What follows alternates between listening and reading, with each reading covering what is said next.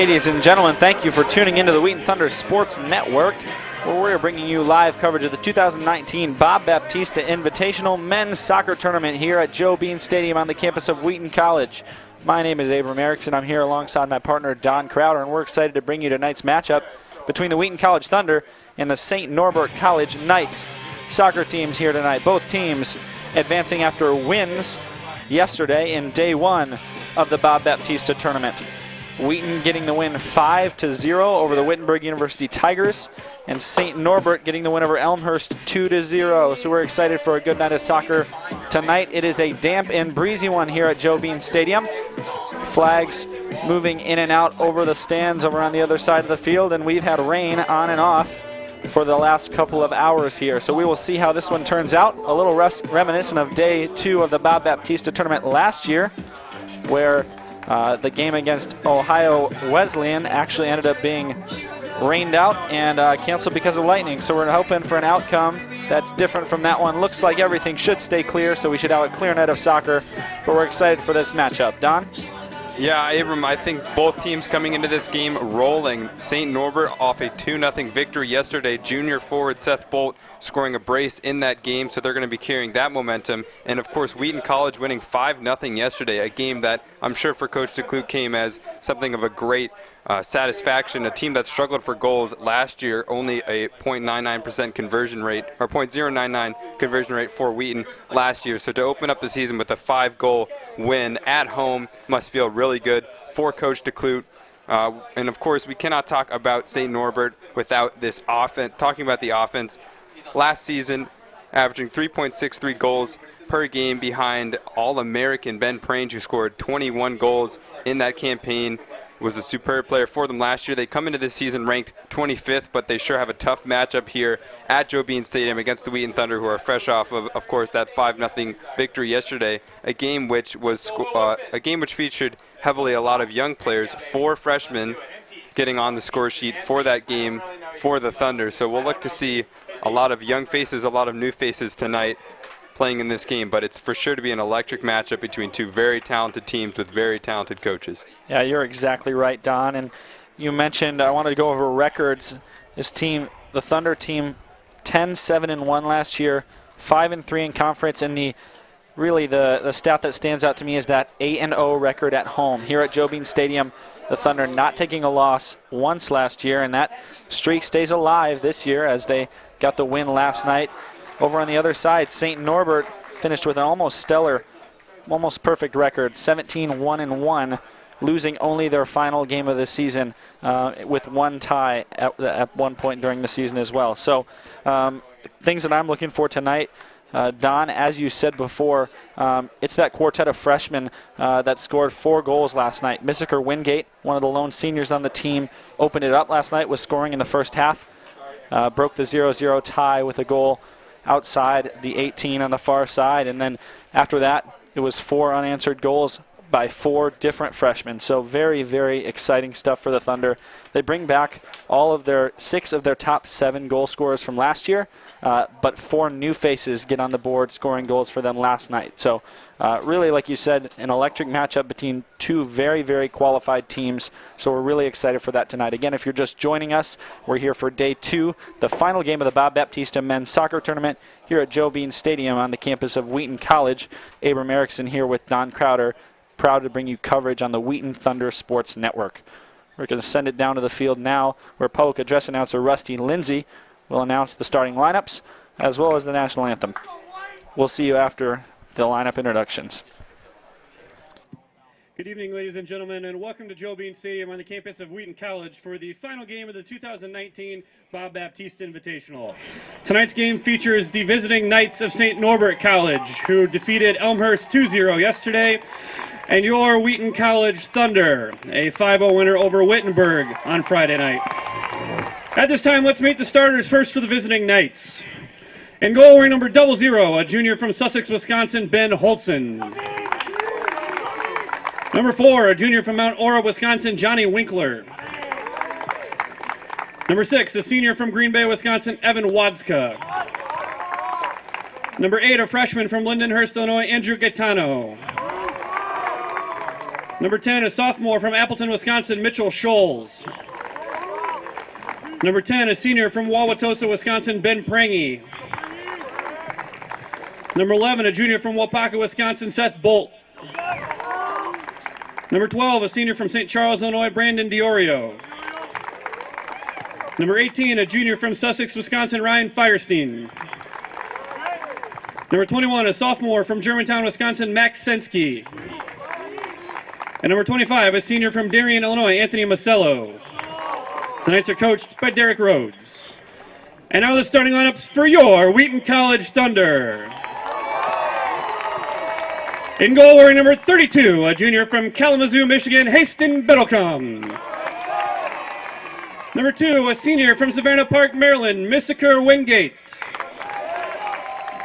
Number 5, a sophomore from Bensenville, Illinois, Michael Martins. Number 8, a senior from Oakton, Virginia, Sean Dunlap.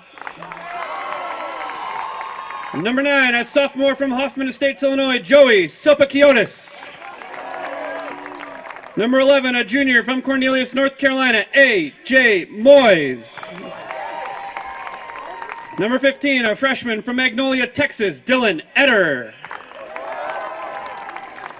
Number 17, a senior from Bedford, Massachusetts, Peter Whalen. Number 18, a freshman from Wayne, Illinois, Alessandro D'Argento. Number 22, a senior from Hawthorne, New Jersey, Will Woodfin. And number 26, a junior from Portage, Michigan, Ryan Melgar. Wheaton is coached by Jake DeClute. At this time, we ask that you please rise, and gentlemen, remove your caps as we honor America with the playing of our national anthem.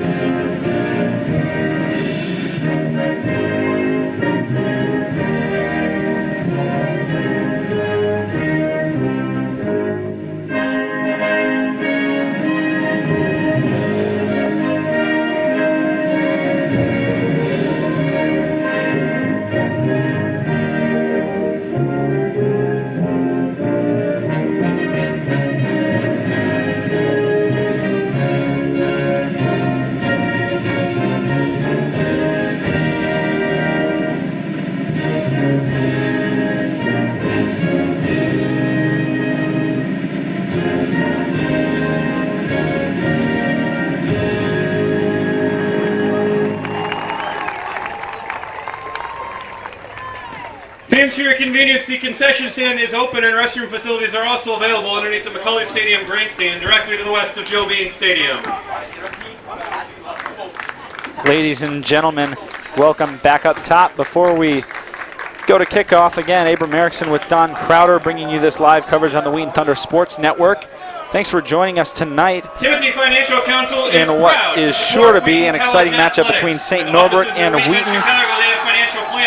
The Thunder, as you can see, huddled up in the center of the field, wearing the dark blues, dark blue on top, dark blue on bottom with the white numbers, and then St. Norbert in the all whites, white on top and bottom with the dark numbers as well. So we're excited to bring you this one here. And Don, really, I'm just looking to see what these two high-powered offenses can do. You talked about how Ben Prangy last year, 21 goals, really just an incredible mark, an All-American, whereas the Thunder over here are the hot team, reeling off 5 goals yesterday against Wittenberg. So two high-powered offenses, two great defenses as well. So interesting to see how these two are going to go at it tonight. We've seen in the past the defensive strategy Wittenberg used against the Thunder last night allowed them to have a lot of space, plenty of time to think and move and pass the ball. And so we'll be interested to see if St. Norbert comes out with a similar strategy or after seeing the game last night and seeing that didn't turn out so well for the Tigers, if they adopt a more press-up strategy. We'll get a chance to see here as both teams come out and line up for the kickoff. It'll be St. Norbert to begin. And a one to watch for this game, number 10, as he walks closer to your side of the screen. That's Ben Prangy, the All-American. Of course, 21 goals last year. A stellar player for this St. Norbert side. And so we begin. The ball sent up to Prangy. Moyes there to cut it off before it reaches him. Woodfin going up for that 50-50 ball against Watska. Now cleared all the way out. It'll roll all the way to the goalkeeper. That's Ben Holtzen. We will leave it to see how much work he gets tonight. Only had to deal with 3 shots from Elmhurst yesterday. He'll wait for his team to clear out and then punt this one deep. Well past the center circle, almost out to the 18 on the other side, but this is going to be a tough play. Biddlecombe goes down after a collision there, and certainly we're going to get a whistle.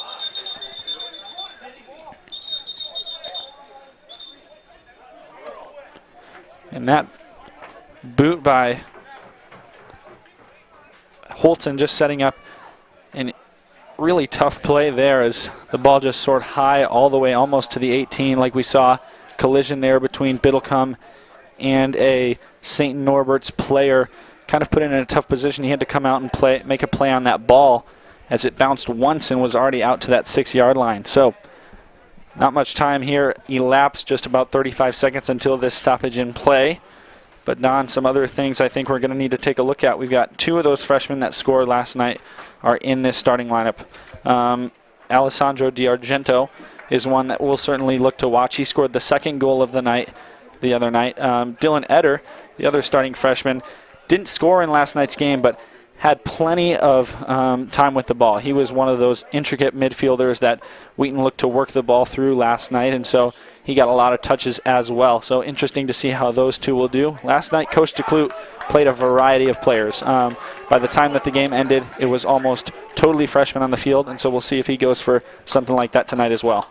Yeah, typically at the collegiate level, when you have freshmen, it's sometimes not a matter of technique or skill, and sometimes a matter of athletic and physical ability. But freshmen on this team clearly have been conditioned very well in the weight room and running and making sure that they're in shape. So Coach DeClute very confident that he can play these freshmen and give them significant minutes early on in this game.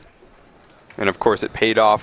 4 goals scored by freshmen yesterday in this game. So we have to assume Coach DeClute will keep it coming with giving some freshmen some significant minutes. Yeah, some of the other players that he looked to work in pretty quickly yesterday were freshman Michael Groza, especially along with Silas Galval, and then Ben Ferraro. 3 freshmen that got a lot of time last night other than the 2 starters. A couple of those ones scored goals as well. We also saw Stafford Dowling score a goal. He's a freshman. Isaiah Clausen got some time. Price Leonard. And now we are seeing, after a little bit of an injury delay, Haston Biddlecombe rise to his feet. Trainers still on the field. Look like they're working him through a little bit. But it looks like we will be resuming play shortly. And good to see him back on his feet after what was certainly a nasty collision with that St. Norbert player.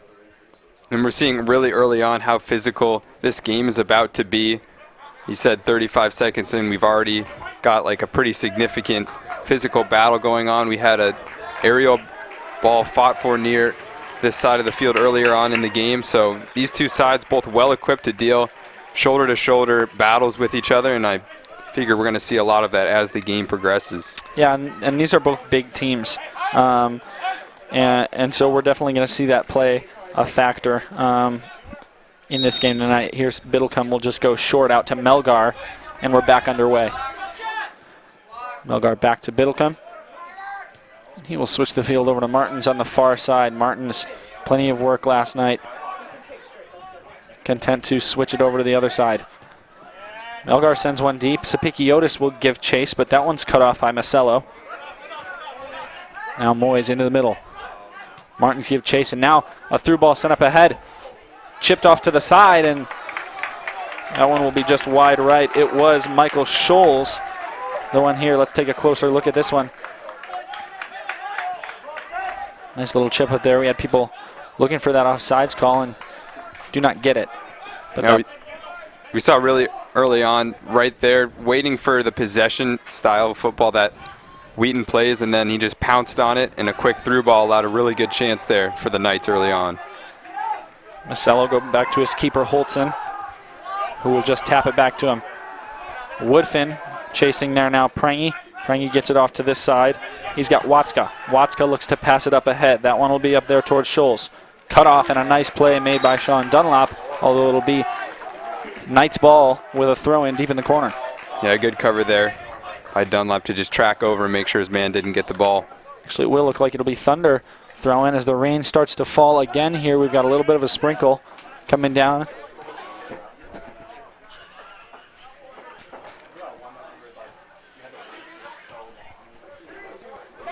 Ball misplayed a little bit, goes out to Biddlecombe, and he has to send this one towards the center line.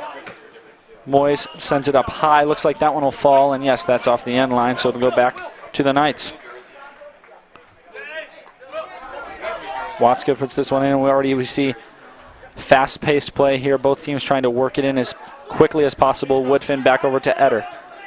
Eder chips it out to the side to Martins. We'll see if he can cut it off before it reaches the sideline. He does, but that one is sent out of bounds by a St. Norbert player. Really early on, seeing the Wheaton fullbacks trying to press outside, that's going to open up the space of play here for the Thunder, allow their midfielders to get inside, work a little bit more, and tire out the midfield for the Knights. Melgar goes back to Biddlecombe, and we've seen these St. Norbert players pressing up tight early, making these passes back to Biddlecombe difficult. In towards Eder in the middle. Now back over to Melgar. Melgar surveying the field. He's got space to work. He sends one deep to the other side over the Wingate. That one's headed down by Gaetano. Sapigiotis trying to get over. We got a whistle there, and that penalty will go on Sapigiotis. Yeah, not a malicious foul right there. Just caught on the wrong side of his man. Sapigiotis trying to reach around with his arms and just push past the defender, but certainly the correct call there from the referee.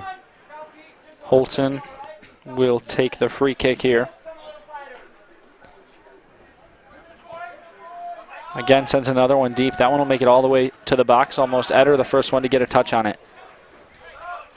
Over to Sapikiotis, now back to Wingate on the far side. That one gets through Wingate as it rolls off the end line, and it'll go back to the Knights. Now Wingate comes away with the ball, streaking down the sideline. A couple players on his right, and it's taken away.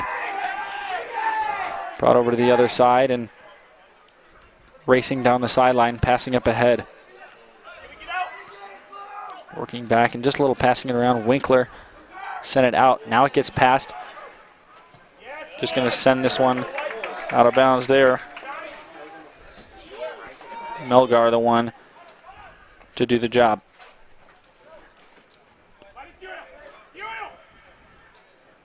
Ball is thrown in, gets through the Knights player, but now it's batted back into the box. Looking to clear it out. That's DiArgento that sends it toward the middle of the field. Woodfin there to bring it down. Now he's streaking towards the middle. Three defenders around him, but he uses some nice skill to get the ball back to Eder. Eder over to DiArgento, and now he'll work back to Melgar. Prangy there to deflect that ball out of bounds. Already we're seeing the attacking prowess of Prangy. He's been very active so far in this game, certainly giving Melgar some trouble early on in this game. Moyes goes all the way back to Biddlecombe with the throw-in. It's now below 40 minutes as we hit the 39.5-minute mark in this one. Just over 5 gone. Still no score. Martins looks to go into the middle. No one there. As we see Prangy making a run towards the box. Cut off by Moyes, and now he'll send it deep to Wingate. Wingate able to win that one and flick it up ahead, but Sapikiotis the one to give chase.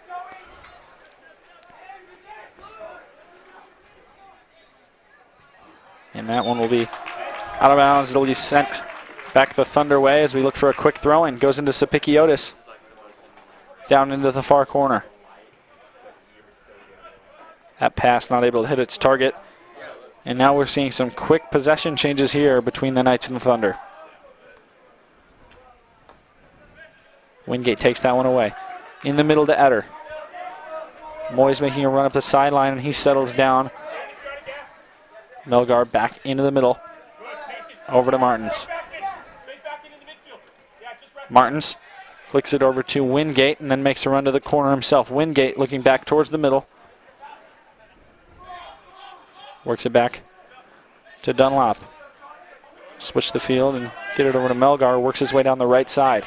Moyes now marked by Prangy. Will send it down to Woodfin on the sideline. Ball stays inbounds as it's sent up ahead. Now it's Dunlop making chase, and there the whistle goes up. Offside against the Knights. Yeah, very, very close call there, but I think the correct run from the official just caught offsides a little bit. Started his run too early, but that could have been a really good chance for the Knights. Header back in the middle. Over to Melgar, who has some space. Wants to send the ball up ahead to Sapikiotis. A little too much on it as Holtzen there able to easily corral that one, and he'll hold on to it for a goal kick.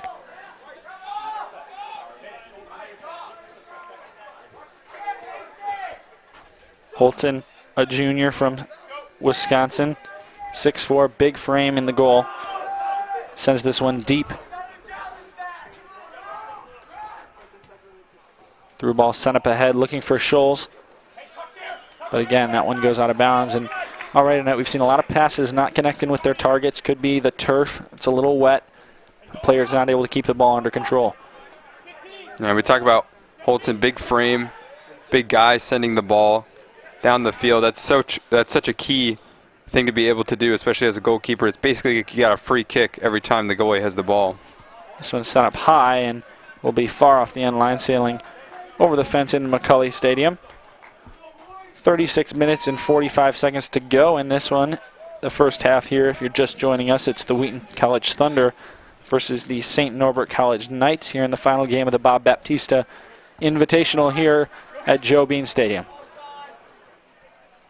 Sean there taken away by Prangy.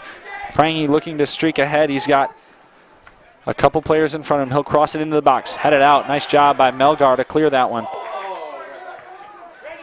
Sent up in the air. Won immediately by St. Norbert. Martins will let that one settle, and the defenders will give him plenty of time. Cross now Melgar. Prangy has it. He's outside the 18. Will take a shot. Nice stop by Biddlecombe there with the save.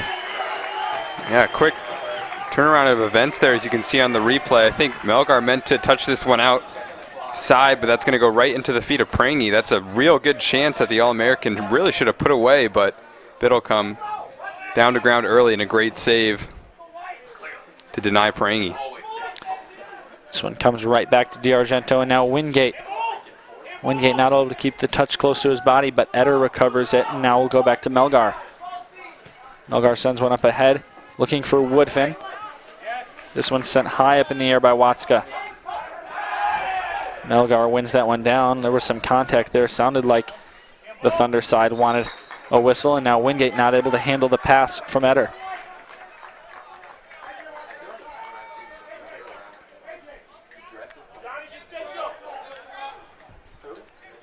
Now St. Norbert taking a second to throw this one in, not looking to keep up that pace as they were. Maybe looks like he's questioning the referee a little bit, and there it is.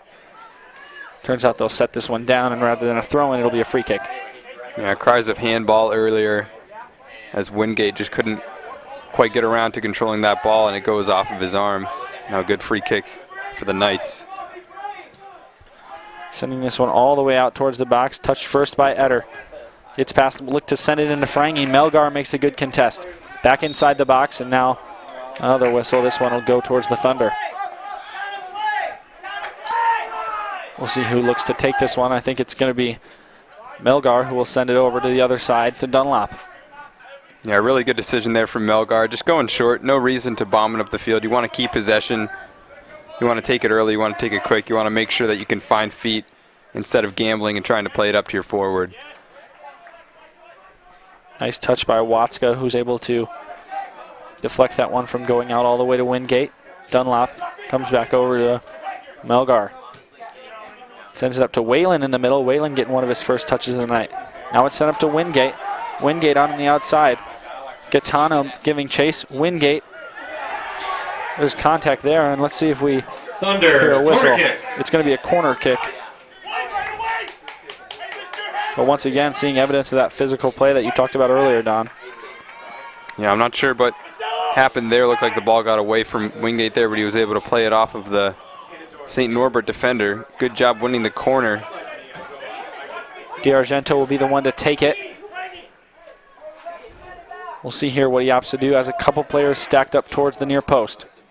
He looks to go towards the middle, headed out and cleared, but Eder will send it back into the box. Melgar there, and it's a goal. Melgar able to tap it in off of the double header. Beautiful goal by Ryan Melgar to break the tie. Yeah, just he has that eye for goal. Despite playing as a center back, you're going to see on the replay in the right place at the right time coming off of that set piece. Ball sent in here. It's going to be played around a couple of times and then sent back into the box. Flicked again, and Melgar just eye for goal. He's going to play it in, and really tough for any goalkeeper, especially when as tall as Holston, to get down to ground and save that. Goes through his legs, and a really nice goal there from Melgar. I think that one went from Eder to Whalen and then to Melgar. The Thunder goal of first of the year for number 26, Ryan Melgar. Melgar the goal, assist to number 15, Dylan Eder, and number 17, Peter Whalen. Miscommunication there between two St. Norbert players as Scholes and Diorio couldn't decide which one was going to go after that ball. So with just about 32 and a half minutes to go in this one, Wheaton has the 1-0 lead, scoring early. Moyes wants to get in, and he'll go to Sapikiotis. Able to come in, and we've got a whistle. Looks like that was a handball. Johnny Winkler, the one to come in and make a play on that ball for St. Norbert. Yeah, the Thunder being very unlucky early on with these handballs. Nothing intentional, just balls that keep getting bounced up, but they concede another free kick in a dangerous position. Yeah, certainly, and this one going to be taken by Diorio. Diorio, another guy with a lot of power, 6-foot senior. Goes off of Sapikiotis, and then it's going to be sent out by Moyes. It'll be a throw-in. That one-man wall proving disastrous. Eder wanted to give chase, but Winkler there, the one to come down with it. Now it's sent out of bounds. Let's see who that's off. Looks like Winkler was the last to touch it, so Moyes will throw in for the Thunder. Moyes goes short to Woodfin. Woodfin will work it back, and he wants to get it up to Sapikiotis. Not quite enough time to get it up there. Macello will play it back, and now Sapikiotis giving chase along with Wingate. They've got Gaetano over on the other side who sends it way deep. Dunlop there, able to control it though. Pass into the middle, gets through D'Argento. Sapikiotis is right there, wants to send the ball to Whalen instead. It's Macello who's able to take over. Macello working through multiple defenders, still with control of the ball, passes it up ahead. He's got a teammate streaking down the sideline. Scholes is going to take control of it. Scholes with Moyes in front of him. Works off of his right foot. Winds up for a shot, and it's wide right. A bit of an excited shot there as he comes around. It's tough to swing your hips over. He was trying to bend it in, but he was leaning back a little bit too much, and he's just going to blast that one over every time. Good defense supplied by A.J. Moyes on that one. Stayed square, forced him to work around. Biddlecombe now, the one that'll give it over to Melgar. About 30 minutes to go, 15 minutes elapsed in this one, and there we see Prangy again causing trouble for that Wheaton back line. Melgar just has to poke that one out of bounds, but Prangy is giving these guys trouble as he's just really hustling for that ball, especially on those passes between Biddlecombe and some of those backline players like Melgar.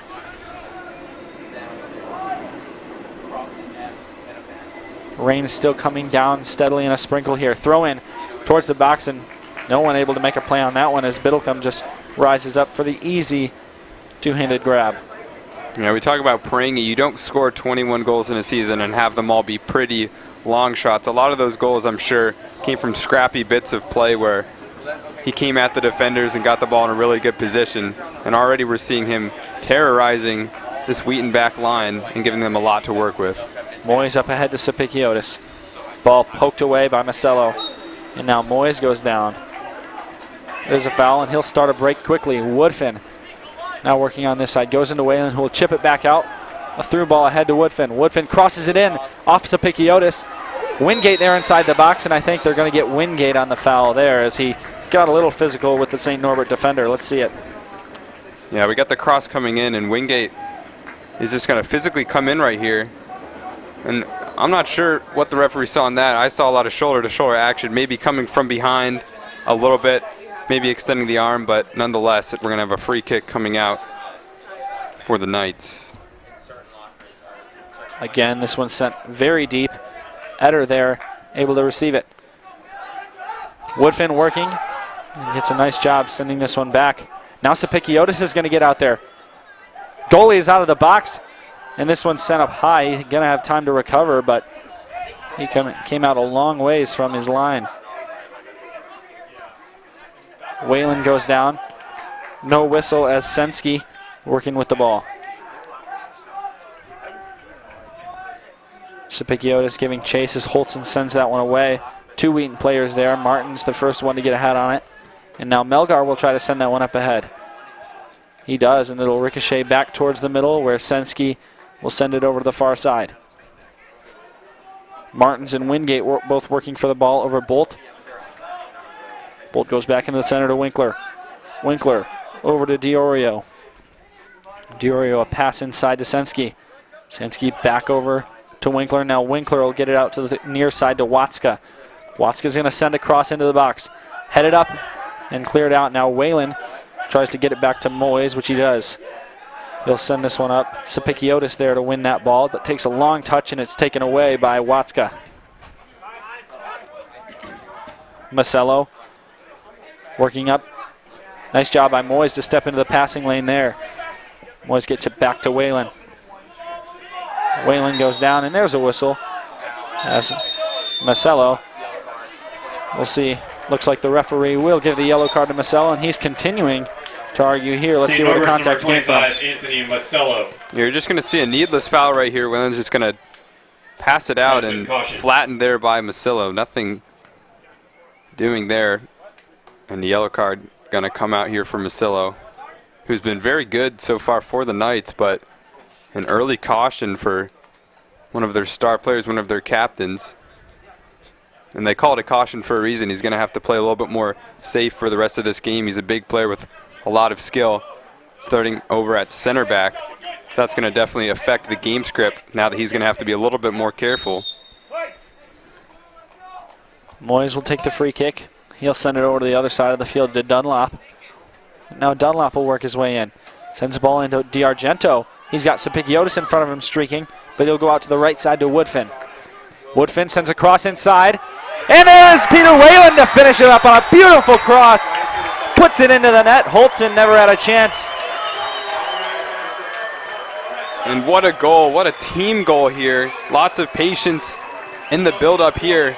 Into the game for St. Multiple Norbert, players two, getting Dominic involved in Vibria, this. and You'll see the ball played 14, wide Groza, and number 29, Stafford and sent in a low cross. Those are so difficult for defenders and particularly keepers to deal with.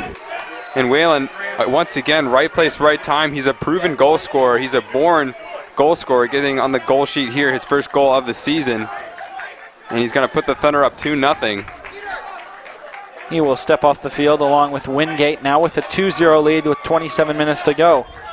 2 new Thunder players enter. Number 14, Michael Groza, along with number 29, the Thunder goal is first of the year for number 17, Peter Whalen. Sensky coming towards the middle. Number 22, Will Woodfin. Whalen from Woodfin. Groza works it back. Now Groza wants to work it inside. Good pass over to D'Argento, who goes back to Martins. Eder over to Melgar, and now we can see the Thunder really just working here on this final third. Gets the ball inside to Sapikiotis. Passed over, and now it goes back out to Eder. Eder sends it to Moyes. Moyes to Groza. Groza splits 2 defenders, a great spin. Goes out to Eder. Now he'll work it over to Dunlop. St. Norbert can't manage to get possession away from the Thunder just yet. D'Argento able to clean up that one. Some nice skill to get through his defender. Groza goes up, and now Sensky will be one to take over, but it's right back to Moyes. Woodfin working into the corner. Goes to Moyes. Moyes goes down, and that ball's going to be off the end line. It'll be a goal kick here. As into the game for St. Norbert, number 5, Drake Vandermaus. Vandermaus coming in as the rain begins to fall a little bit harder here. Still coming down in a steady drizzle with 25 minutes and 32 seconds to go. Lots of positive play occurring after Groza subbed in. I think he's doing very well right now to keep the ball. Eder as well, playing as that holding midfielder. His job is just to keep possession and facilitate that switch from one side to another. Both freshmen doing exceptional in this game. Groza goes back to Moyes. Moyes short to Groza, and Groza will then get this one over to Eder. Eder working into the middle. He'll pass it back to Dunlop. Dunlop back over to Melgar, and now he has some room to move forwards up past the center line. Down to Woodfin. Woodfin, just a little flick up ahead to Groza. And the defender, that's Masello, who's going to let it roll all the way off the line, and we'll see what it looks like. A throw in here. Sapikiotis streaking towards the goal, and then nothing will come of it. As let's see what's going on down there in the corner. We do have a whistle.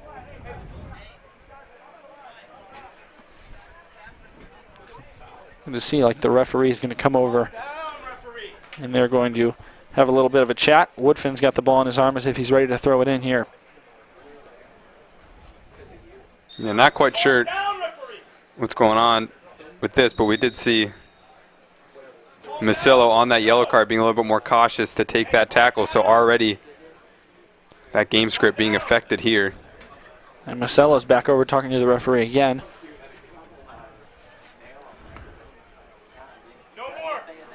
Having a discussion here with Masello, as you mentioned, one of the captains here alongside of Prangy. Two seniors.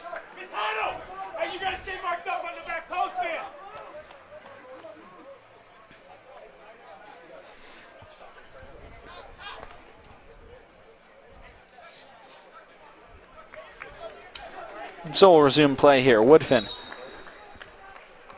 will look to throw it in. He goes inside. Sapikiotis trying to work with the defender on his back. Gets it over to D'Argento, and D'Argento now over to Martins. Martins goes into the corner. That's Dowling working over there. He slips, and then the defender takes over, sends it up, wanting to find Prangy, but Dunlop there able to cut it off. Good turn there to keep Prangy on the backside. And now Eder with control of it in the center circle. Ball knocked down by Demaria, who's just entered. This one come up, taking control by Watska. Watska going up ahead with Scholes. Scholes gets the through ball. Looks to cross it in. Prangy there, the header, and a great parry by Haston Biddlecombe. Great save. St. Norbert, quarter You'll kick. see it again on the replay. Quick counterattack as Melgar has to chase in. That means there's no center back closing in, and Prangy really wide open. A good header into the ground, but Biddlecombe also a solid keeper. Gets down to ground early and then cleared away. You don't want to possess there, and a good decision by Moyes. Corner kick set here. Comes from Demaria. Crossed in, headed out, and now Sapikiotis will try to clear it. He gets possession and is on the run. A lot of bump in there as now Sapikiotis is able to stay on his feet, and it was Scholes that goes down. High up into the air to Stafford Dowling on the far side of the field. He's struggling there with Bolt. And a whistle. This one will go against Dowling. Free kick here for the Knights. This one's sent deep. Moyes able to clear it out, and good flick there by Groza. Woodfin's got it, sends it over to D'Argento, and now Eder, the one working up towards the center line, passes it over and gets it to Dowling.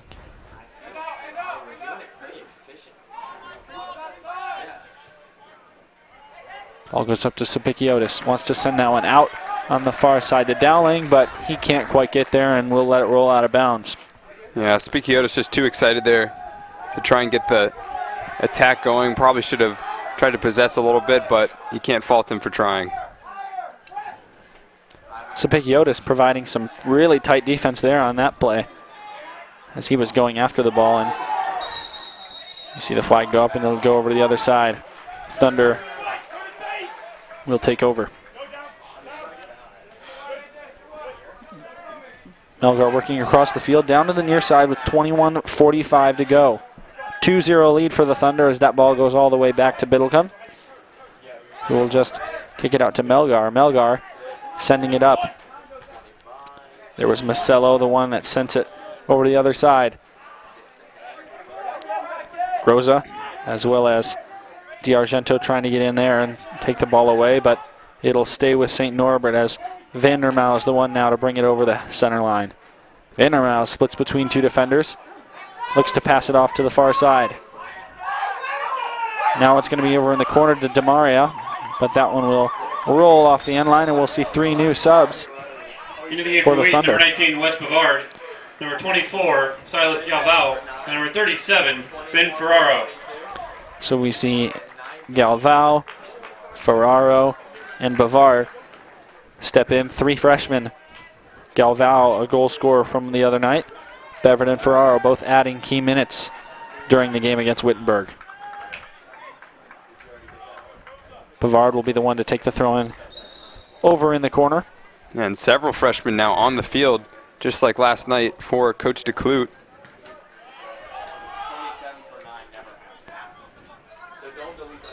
Ball goes up and we'll see a whistle here. Now with 20 minutes and 27 seconds, we see the referee wants the training staff to come out onto the field here, so we will take a quick break as we settle those things. But Don, what have you seen that has really allowed Wheaton to take this early 2-0 lead in this one? Well, I'm just very impressed at their ability to possess even around this high-octane pressure from the Knights. You got Prangy always trying to steal the ball, but so far no real big chances except for one that he buried into the arms of Biddlecombe. And honestly, I think that right now Wheaton is moving through the middle, using their holding midfielder to switch the play. They're doing very well to keep the Knights on their toes.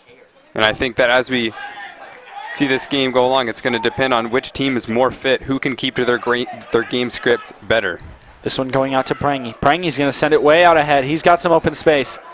Prangy will settle it down, send it in the middle for a cross, and that one is snatched up by Biddlecombe as it looked like it was Sensky there who wanted to make a play on that ball. Prangy just using his speed to get out in front, waits patiently for his teammate to make the run, and then sends it into Sensky, who just isn't able to finish one up with much pace on it. Macello goes up against Galvao, and Macello the one to come down with it.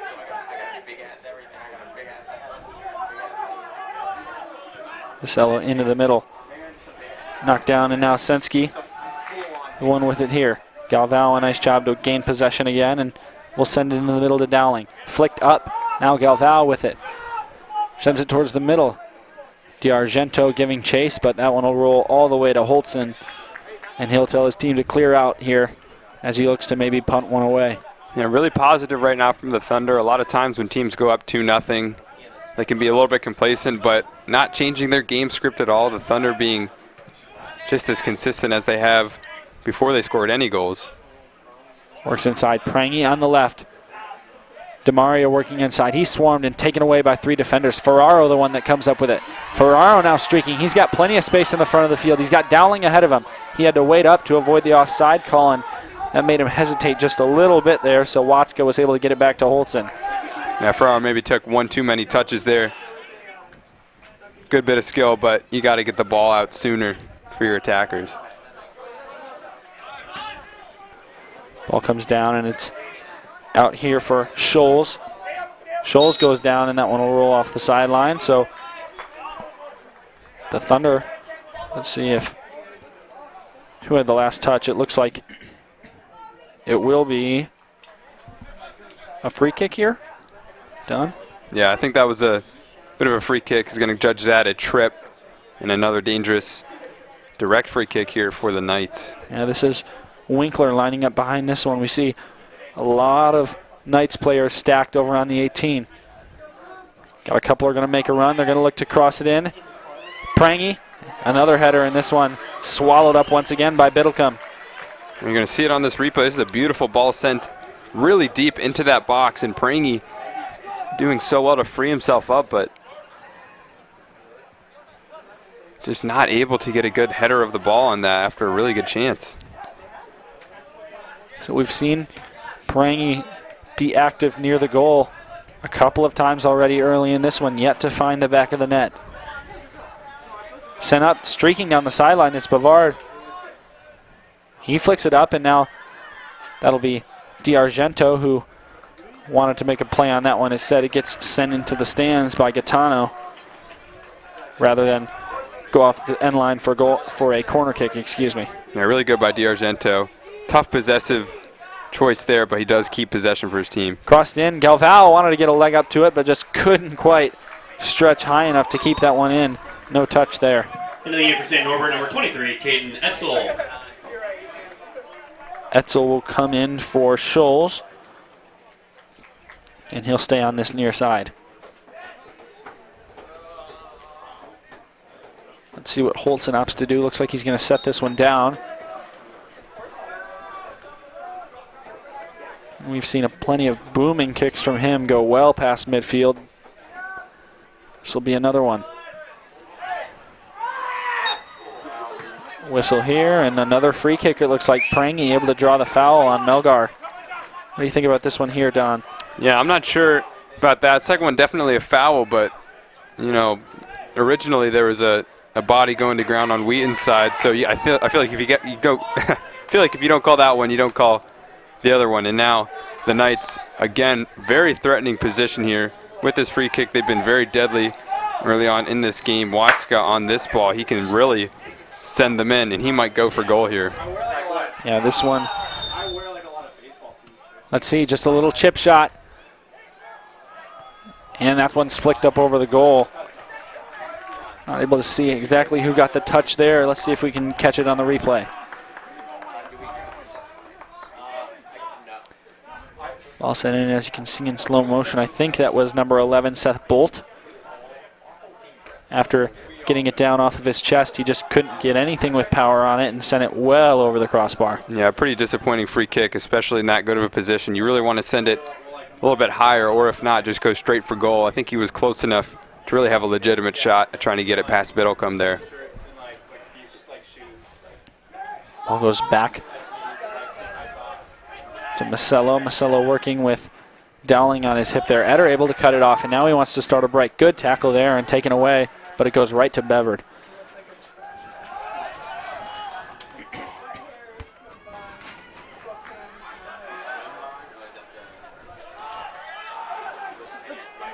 Dowling down in the corner, sends a cross. Galvao is there.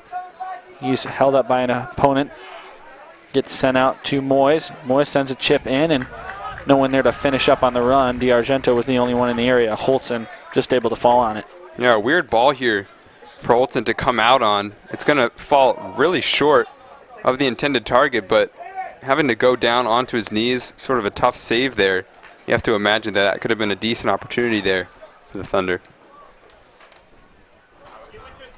Batted around a couple times, got it up in the air, and then Moyes able to clear it out a little ways. Prangy working hard against Melgar, and now this one's going to go against Wheaton and against Melgar.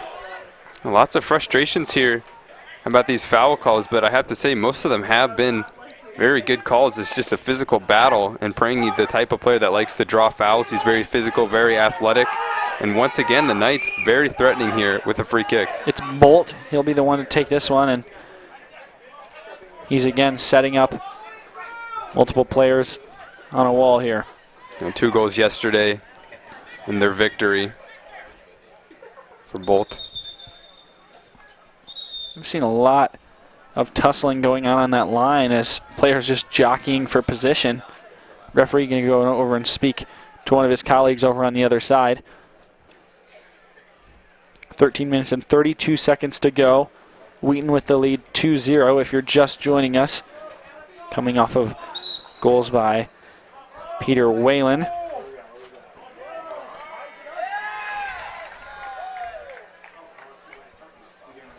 Let's see now he's going to, referee will talk to Prangy here and explain what's going on. We've seen these captains for St. Norbert very vocal, speaking to the referees a lot already, Prangy and Macero.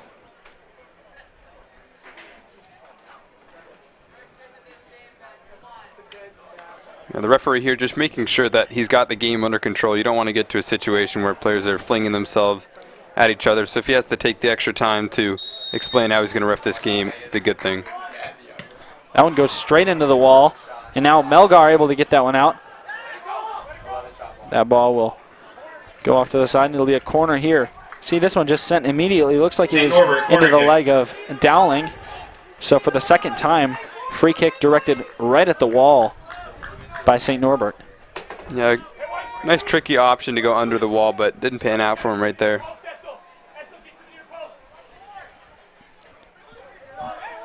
Corner sent to the far post.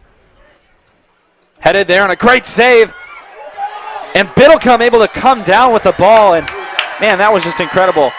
Well, Biddlecombe's just been electric so far early on in this game. Look at this point-blank save that's going to come in. A really good shot right here. He's going to have to go to ground early. Parries it with his chest, and then on the rebound effort, he's able to just reach up and snag it. Wow. Just brought the left hand up and cradled that one back into the body. Haston Biddlecombe really playing well tonight.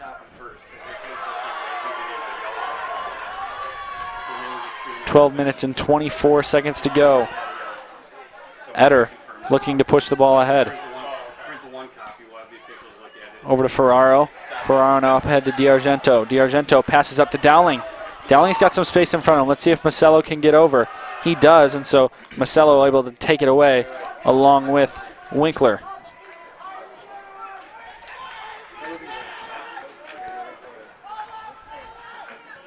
Eder there, not able to get the deflection. Groza along with Bavard, looking to play defense. Sent over.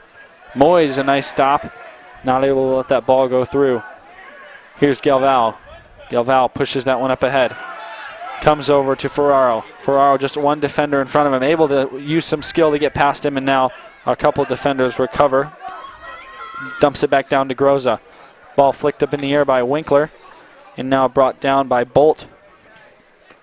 Sent up ahead looking for Prangy, but Melgar is there.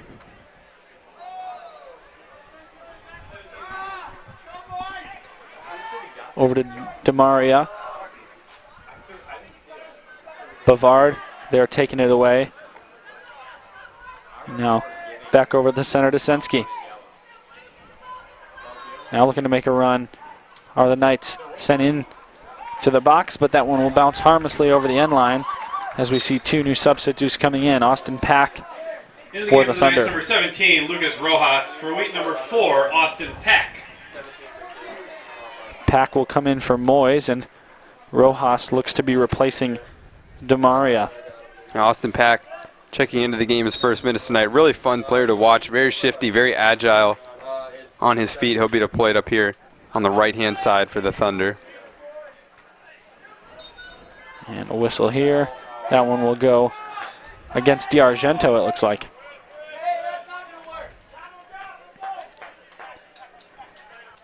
Ball set right down on the center line, so a free kick here. Looks like it'll be Winkler that'll take it. He's got Macello on his side. Winkler sends it into the box. Ahead, and just to the left of the goal. Looks like that was Vandermouse. Capitanic going to come in, and here, let's see what Winkler does. Winkler on this replay sends this one deep into the box. And it was Vandermouse that was able to get ahead on it. Biddlecombe just clinging tightly to that near post and just watches the ball go a couple feet outside.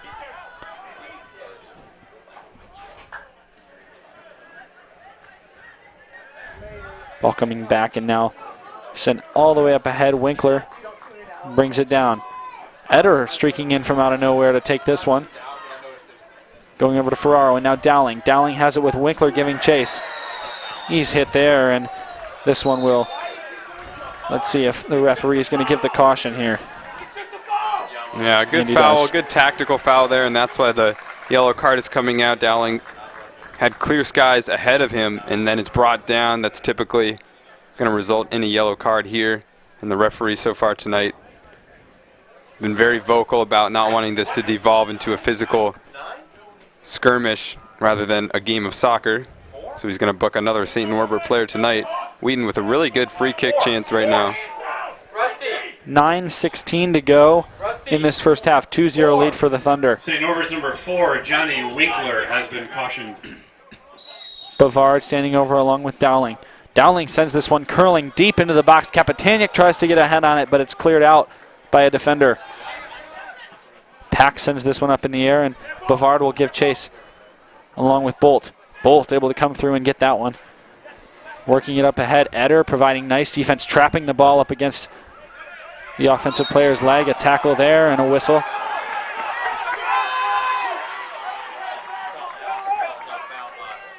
Masello will set this one down. And Winkler, who's been taking over a lot of the free kick duties today, will try to send another one. His strategy so far has been to send it deep into the box and hope something good happens here. We'll see if he does it again. He does. Kapitanic the first touch and a whistle before anything really unfolds, as it looks like Galvao got a little bit tied up there with number 23, Caden Etzel. Yeah, both teams just trading fouls right there. The Knights winning a free kick and then just giving it away in possession. Really a silly foul, not where you want to commit one. You're not really gaining anything from it, and the Thunder just another chance here to possess out of the back. Doing very well to keep attached to their game script. Melgar chips this one up ahead to Dowling. Dowling working over and trying to get between two defenders. Now Galvao giving chase. Winkler will just clear it out and send it deep up in the air. Melgar getting a head on it first. Groza just coming in a little strong, and that one will go off of his foot. It'll be a throw in here. Watska wants to go far, but it'll get through Prangy. Prangy now dribbling on the left side. He'll cross it in. Looking to probably go over to Bolt. But Kapitanic able to take control and send it up to Dowling. Dowling dumps it down, and now Kapitanic trying to control it over by Sensky. Sensky goes down, and this one will go against Kapitanic. Yeah, just physical in the wrong way right there, dragging his defender now. Can't complain too much about that foul, and once again, another free kick here in this first half. Winkler sends this one low on the ground and didn't really get anywhere. Now set up in the box. Biddlecombe sending that one up high. He's out of the goal, headed in, and now Biddlecombe will recover. Just enough time to get back up in the air, and let's see this on the replay. An interesting sequence here. Yeah, Biddlecombe's going to come out. He's a huge goalkeeper. He's got a really good vertical leap. Just going to punch it up. Prangy, nice little header here. He's going to try and chip Biddlecombe, but it's hard to chip a taller goalkeeper like that. Biddlecombe capable once again. Pack sending it up to Dowling. Gets past and goes to Masello. Into the center to Sensky. Kapitanic working there. Sensky goes down for just a second, and another foul called against Kapitanic. Referee having some words here. Looks like that's with number 14 here for the Thunder, Groza. Wheaton's number 14, Michael Groza, has been cautioned. So Groza, the one to pick up the yellow card there. Interesting. Referee held on to it for a little while, motioned for Groza to come near, and then gave him the caution. It looked like that's one just for repeated offenses there, wanting to keep the game safe. Headed up in the air, and it'll stay in the box. Bolt, they're working on it against a couple Wheaton players. Goes down on the other side, and that was Kapitanic. Looks like who the foul was committed against. 5:55 to go in the first half here. Wheaton with the 2-0 lead in the final game of the Bob Baptista Invitational here in 2019. Wind picking up a little bit, and the rain still coming down. Biddlecombe sending this one deep, and there's no one there. It'll just roll harmlessly out of bounds and be a throw-in. But now you see Dowling looking to work. Looks like a 3-on-4 here. Dowling will fire off a shot, and it's wide right. Didn't get that one underneath him. Yeah, as soon as he picks his head up, you're going to see him turn around. He's got nothing but space in front of him. He's going to pick his head up right here. He knows he's going to shoot it, and that one just far right. Might have been nerves there, but nowhere near the target. I like to see the aggressiveness, though, with the 2-0 lead, still pushing for goals, and that's what happened last night. Is now the ball gets out in front. Bavard trying to get there, and then just sending a shot that's just left, and that was Caden Etzel, who made a couple of nice plays there to keep the ball. And let's see it. Etzel out in front, just one defender to beat. That defender goes down. Bavard, luckily, there recovering, and then he fires off a left-footed shot that just rolls along the ground and wide left. Yeah, another chance for the Knights. Really should have gone in the back of the net there from Etzel, the freshman player out of Wisconsin for the Knights. Maybe jitters on the other side for him, but those are the chances that you don't get too many of in a game. Really should have done better with that. Ferraro working there. Macello just clears it. That one's going to soar well out of bounds. Bavard looking to throw in. He's got Eder in the center, but instead he opts to go for Ferraro. Ferraro will go back to Bevert, and he will send that one towards the middle. Now Prangy. Prangy going back to Vandermouse. Now kicked ahead. Prangy's got the ball. He's going to cross it in. Etzel was the one there, and that one's going to be just a little too far. Good try there from Etzel. He's just tried to get his heels on it to flick it out. Would have been an acrobatic highlight reel type of finish, but very low percentage of that was going to work out for him. A lot of passing here in front of the goal. Groza goes to Eder. It's going to be taken over by Rojas. And now another whistle, and Eder especially not happy here. And that foul called on Eder, really not sure what there was there. There were hands from Eder on the backs of number 17 there for the Knights, Lucas Rojas, but not really sure what the referee could have seen in that. That was deemed a foul. Both players playing physical, both teams playing physical, and it looks like a yellow card brought back here, possibly for dissent there on Kapitaniuk. Yeah, interesting. There was the original foul, and then something happened 10, after the foul that has been cautioned. we had a couple of St. Norbert players raise their arms about. Looks like Kapitaniuk was the perpetrator there, and so the referee heads over and gives him the caution. Despite his best efforts, game getting pretty chippy here. But both teams really wanting this victory. Wheaton up 2-0 right now, currently has the edge, but a physical battle and a lot of good chances for the Knights that they just haven't been able to bury. Also a lot of good saves from Biddlecombe. Both teams certainly deserving of more goals than is shown right now.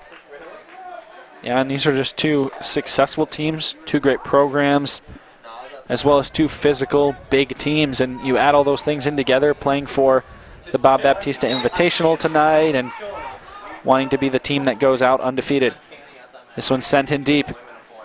Gets just barely chipped off to the side, and we'll see if that was deflected by a Thunder player or maybe by St. Norbert. Yeah, you're going to see a goal line deflection here as number 25, Macello, is going to get his foot on the ball, but it's cleared out by Melgar. So a really nice save by Ryan Melgar, who also scored the goal earlier in this game, doing very well.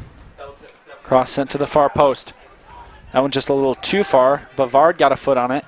And now a shot ricochets off of a Thunder player. Cleared out. And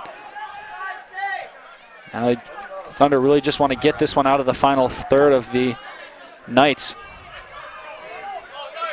Eder goes down, and now he's got some space to work. Inside, Etzel goes into Prangy. And now we've got a whistle. Was that one in the box? We'll see here, as Etzel was the one that went down.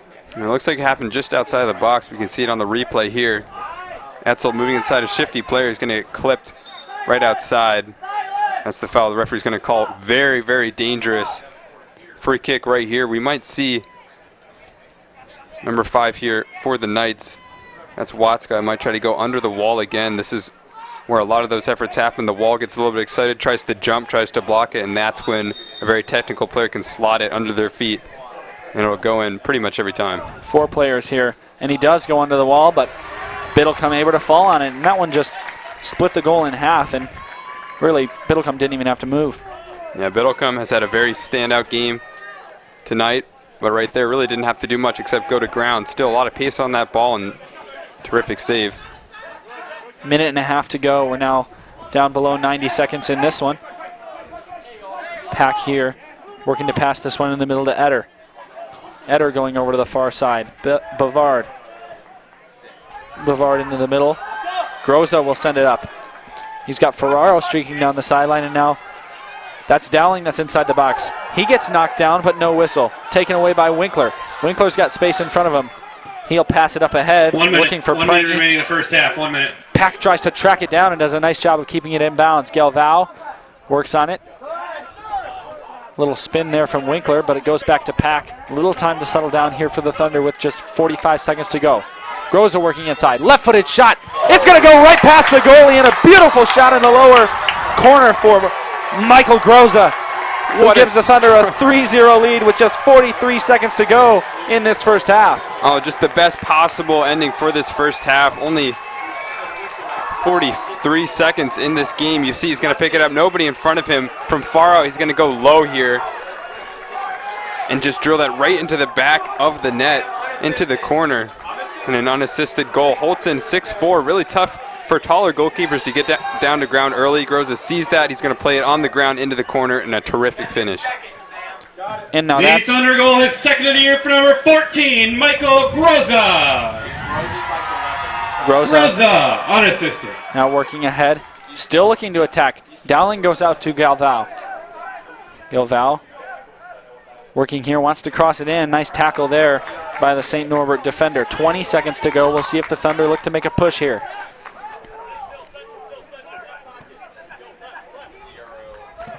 Pack will be the one to throw it in. 10. Only 10 9, seconds now. 8, He'll cross it into the box, 7, and 6, Dowling got tied up 5, with Winkler there, and 4. so we'll just hold 3, on to it as time 2, expires here in the first 1, half. 0. And so at halftime, your Wheaton Thunder leading 3-0 over the St. Norbert Knights. Fans, a reminder that the concession stand is open. And Don really just impressed here by the scoring that the Thunder have put on the board, as well as the defense that's been played, especially coming from Haston Biddlecombe in goal. Yeah, just a beautiful game played on both sides of the ball for Wheaton, possessing very well on offense and being very physical on defense. MVP of the game so far right now is Haston Biddlecombe in goal. He's come up with such an amazing assortment of saves, especially from Prangy coming up as an All-American shooting those shots. He's been very good tonight. All right, we are going to send it out for halftime.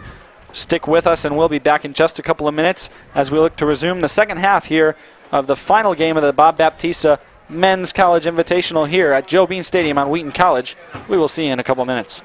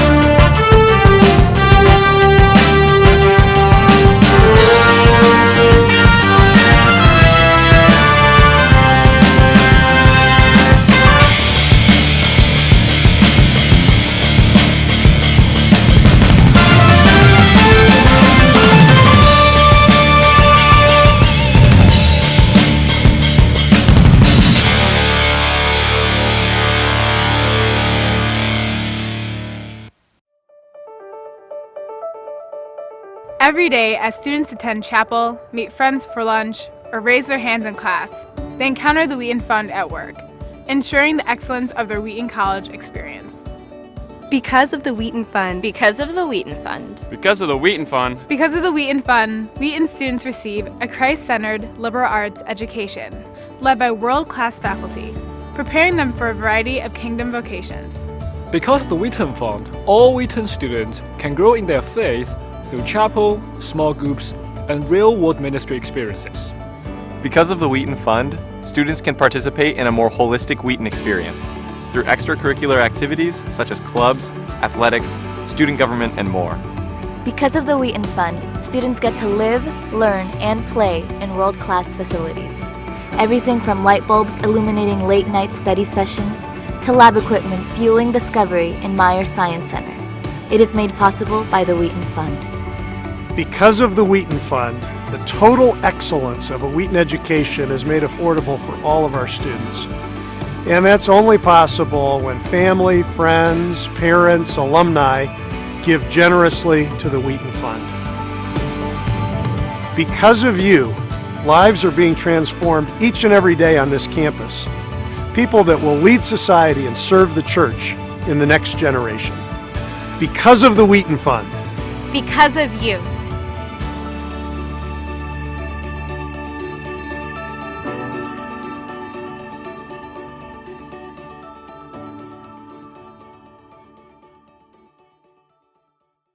Christ at the Core is changing the way that we teach and learn on campus. It's the beginning of a 4-year journey, a pilgrimage, and study of the liberal arts in a Christian community.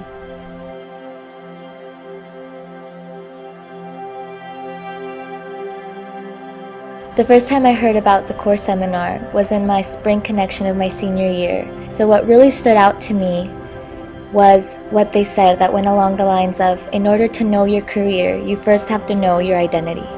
And that completely blew my mind, because all the other schools talked about how I could excel in this subject and grow in this career field, but no one asked me who I was.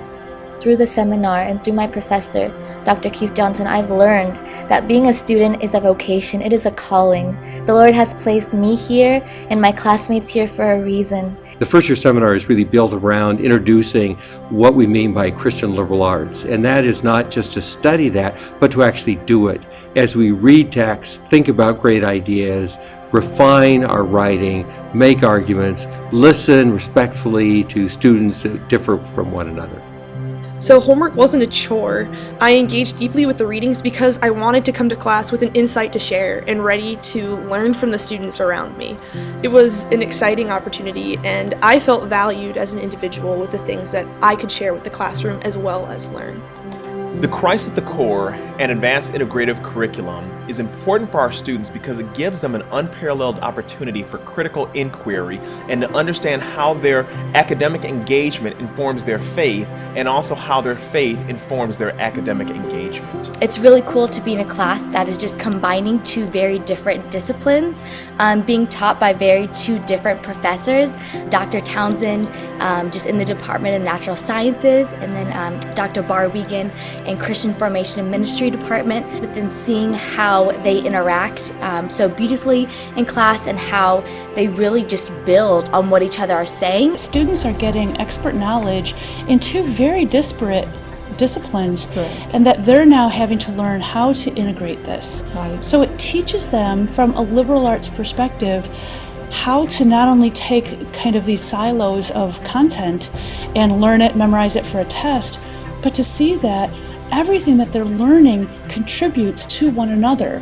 One of the best things that I've experienced is team teaching and actually having a chance to learn from you. No, absolutely, that's true. I remember when we had this moment where we were teaching Ursula Le Guin, and I thought, this is perfect because we've got a literary scholar and a political philosophy person together, and a man and a woman dealing with issues related to gender. And I thought, this is such a great experience for the students to be able to hear us working that out, talking that together. So one of the outcomes in the first year seminar is to learn how to articulate the gospel. And so we, as a seminar, gathered and went to the basement of the Billy Graham Center and went to the pulpit there and began to practice proclaiming the gospel to each other.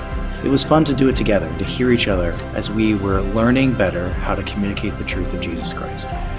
Part of the seminar experience is that we really build a community over the semester that we are together. One of my favorite memories from core class was actually not during class, but one night when Dr. Lauber, my core professor, had us over to his house for dinner. And community really built around that. Having food, having coffee, and having our textbooks in front of us. This was a really impactful experience because as a freshman first semester, it was so nice to have a night where I could spend time in a home with a family eating dinner. Dr. Lauber really showed that he first cared about us as people and then as students, which made my core experience even more impactful and started off my freshman year really well. And ultimately, this is what it's about: an education for life, a preparation for a life of service, because Christ truly is at the core of what we're doing here.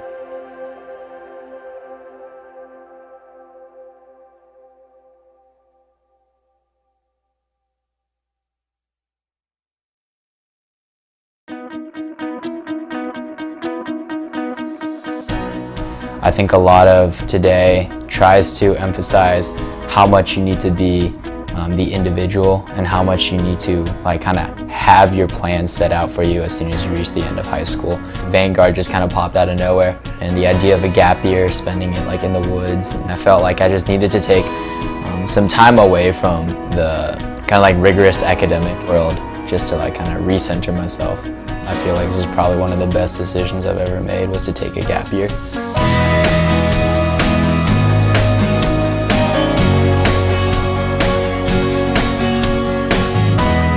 For me, going right to college was really kind of a scary thought because I didn't know what I wanted to major in, what I wanted to do. So taking a gap year was a really good chance for me to just grow and mature a little more before going to college.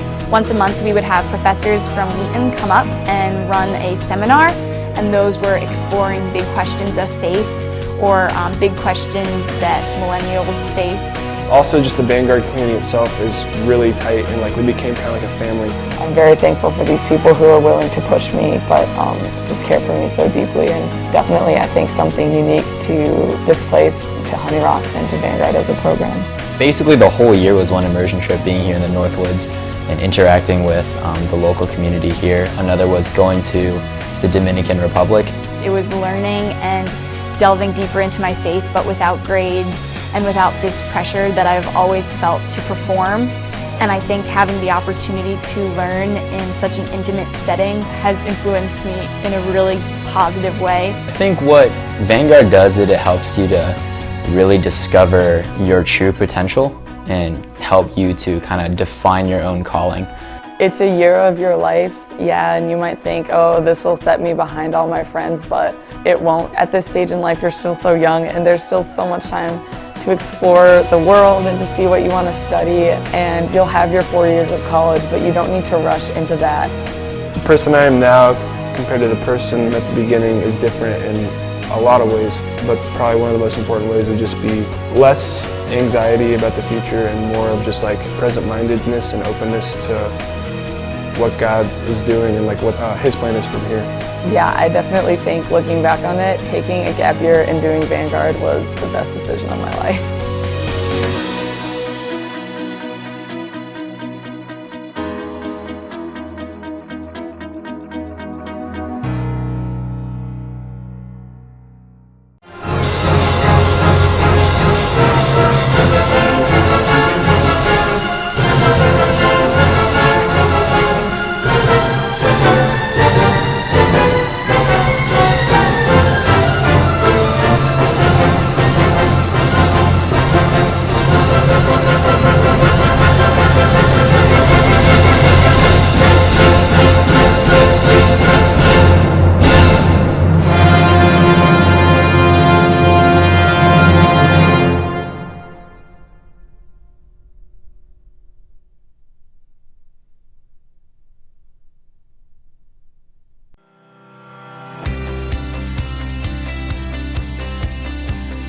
Hello, my name is Rob Ribby and I'm director here at Honey Rock, and I'm excited to talk to you about Advanced Camp.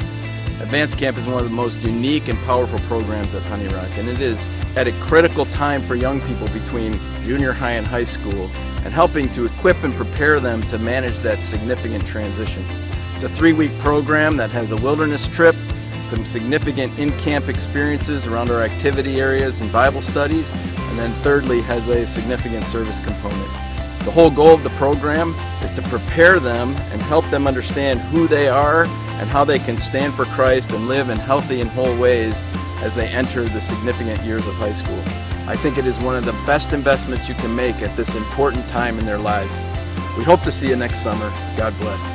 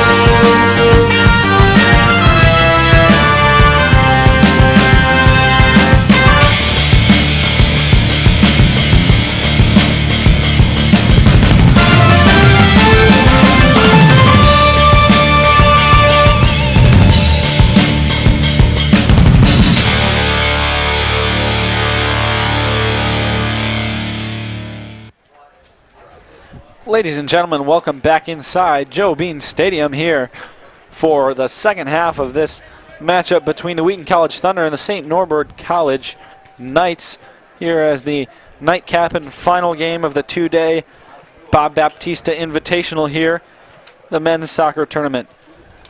We're excited to bring you coverage of this game on the Wheaton Thunder Sports Network. Thank you for joining us throughout the weekend for both men's and women's coverage here. Earlier today, the Wheaton Thunder women's soccer team getting the win and finishing up this invitational 2-0, and the Thunder men's team looking to do the same thing here with 1 half to go, a 3-0 lead over St. Norbert. Yeah, I think what's really important from this game is it could very easily be a 3-3 game. The goalkeeper for Wheaton College, Haston Biddlecombe, has been just an absolute menace in goal today, stopping pretty much everything. In fact, he has stopped everything from All-American forward Ben Prangy. Everything that's come his way, he's stopped. He's been very stellar in this game. But Wheaton certainly deserving of their 3 goals. They possessed very well in that first half. We'll look to see if they can continue that. But the pressure will be coming from St. Norbert as they're going to come out to a 3-0 deficit. They've got to get something going, and they have to get it going right now. You know, and if there's a team to do it, it's this team. It's a capable squad. As we mentioned before, 17-1-1 last year, returning Prangy, the All-American. And they've been ranked in the top 25, number 25 in the United Soccer Coaches preseason poll. And so they're a team that has high expectations for this year. They surely don't want to leave this weekend with a loss, and we'll be looking to fight hard against the Thunder here in this second half. Lots of activity from the freshmen in the first half, doing very well for this Wheaton team. Goals scored by some freshmen as well, both last night and tonight. So continuing that activity, continuing getting those significant minutes at such a young age in their college careers, very encouraging for Coach DeClute for this Wheaton side. That his young core is doing very well, scoring goals and doing very well to help the team out. Yeah, now 5 goals between last night and tonight, scored by freshmen. Michael Groza, the lone freshman, with 2 goals on the season already. He's already leading this team in goals scored. And so as the 45 minutes come back up on the clock here, we will be set and ready to kick off. Wheaton be the one to start with the ball here. Again, they're in the dark blue if you're just joining us, whereas the St. Norbert College Knights are in the white. Rain just continuing to come down hard. It's a pesky little drizzle here that doesn't seem to want to go away. Certainly affecting play a little here as the ball tends to skip off that turf, Don. Yeah, it's just been very slick tonight. We've seen some players slipping around. We've seen a lot of rush challenges because of that very slick surface, and this turf is especially known for being quite slippery, and we'll have to see how this affects particularly the back line of each team and the goalies. So far, Biddlecombe hasn't really seemed to be affected by it. He's been making some great saves. Holton also not really seeming to be very affected by it. The goals coming against him, tough to save. And here we go to start the second half. Looks like we've got the same starters out here for both teams. Martins sends it far to the other side. To begin with, Woodfin has to backtrack and tries to go and get this one. Whalen as well pursuing. Knocked out of bounds by Woodfin, and so it'll be the Thunder who will throw it back in. Will be sent over to the other side now. Looking to keep it in play is number 15 for the Thunder. That's Eder. Eder now working inside. Tripped up a little bit. A nice job by Moyes to rush in to try to get possession of that ball. Martins, see if he'll be able to track it down. And he sends that one rolling all the way back to Biddlecombe, as it was Scholes that was giving chase. The second half in goal for St. Norbert is number 30, Matt Paluski. So we did miss here a key change coming on the St. Norbert side, and that's a change in goal. As Rusty Lindsay, our public address announcer, just mentioned, we've got a switch, and we've now got a new player in goal for the Thunder, or excuse me, for the Knights. Yeah, Holtzen conceding 3 goals in that first half. Not too surprised that he got pulled. He did very well when called upon, but there were a couple slip-ups. And now this new goalkeeper is going to come in. He'll have a chance to prove himself. And not the best of circumstances here. Already down 3-0 in the rain. It'll be tough for him.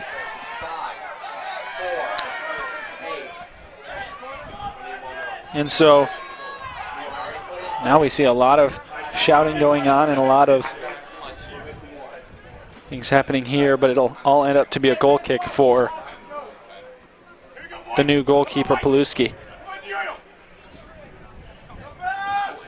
Paluski will send it towards the center, headed up first time by Sensky.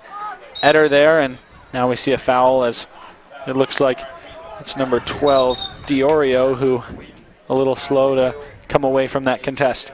And immediately you can see Paluski, the second choice goalkeeper here for the Knights. His goal kick's not really going as far as Holton's. One of the most dangerous things we saw in that first half, Holton's kicking ability, so that's already taken away here, a unique weapon gone. Sending this one deep in is that signature Winkler free kick. A nice tackle there, but kept in bounds. Eder working with some space in the middle. He gets past his defender, and he's got a couple players in front of him. Wingate, one there, but a nice play by Scholes made until it's taken away and getting back to Martins. Biddlecombe now will send it back away, and he goes in towards the center. Goes to Whalen, and we hear a whistle. And get an offsides call here. Just came forward, came back. Pretty unfortunate as a forward, but certainly the correct call from the official.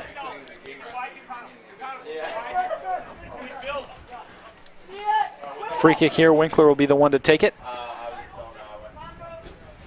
Winkler's almost had sole possession of the free kick duties now. He sends it deep into the box. Headed up for the first time, looks like by Dunlop. Whalen able to send it up again.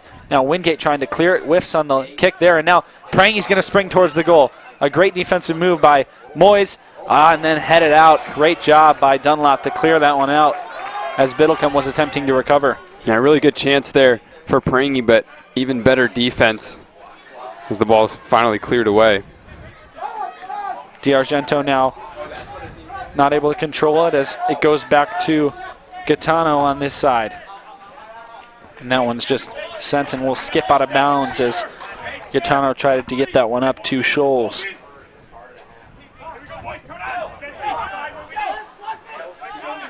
Dunlop working to Martins on the near sideline. Over to Wingate. Wingate now working, Sensky taking it away. And now Wingate, a nice tackle, sending that ball out of bounds. I've been very impressed by Wingate tonight. Every time he loses the ball, he does really well to track back and always puts a tackle in, either keeping his team with possession or making it go out of bounds. Throw goes in, and Wingate goes up to challenge now. That one's sent up, and again, more contact as that one will clearly be a foul there. And we see the referee motioning for players to kind of move away. We'll take a second here with 40 minutes and 13 seconds as the clock continues to run here. Wingate a little slow to get up, but he's now jogging down the sideline. Biddlecombe will take it for a goal kick. Wingate just getting up a little gingerly, but looks like he's moving normally now. Whalen able to punch it out to the other side. Woodfin now working his way down. Long touch out in front of him, and it's poked away by Winkler. It'll be a throw in deep in the corner for Woodfin. Really good touch there, but I don't think he needed the second one. At that point, he just showed a little bit too much of the ball and gave it away, but still Thunder ball here. Moyes, one to throw it in.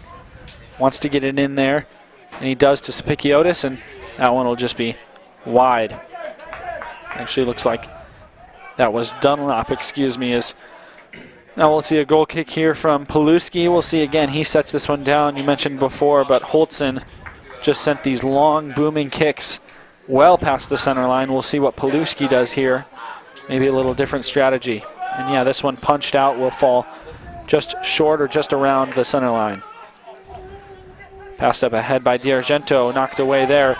But D'Argento working inside. Some good skill to get past the defender. Dumped off, trying to go to Woodfin. And now Martins motioning to let that ball go out of bounds. Martins wants to throw in now. Wingate down in the corner. Two defenders on him. It's Scholes. And now taken away by Scholes. Martins, a great job to keep the ball in front of him. And now Martins and Wingate going after it. Looks like that'll be Gaetano, the one that goes down. Foul's committed against him. Yeah, Martin's too physical right there. Tries to move through the player instead of moving around. It's going to get called for that foul every single time. 38 minutes and 12 seconds to go now. Ball goes over to the far side. Moyes just sends this one out of bounds. Into the game for St. Norbert, number 2, Dominic Di Maria.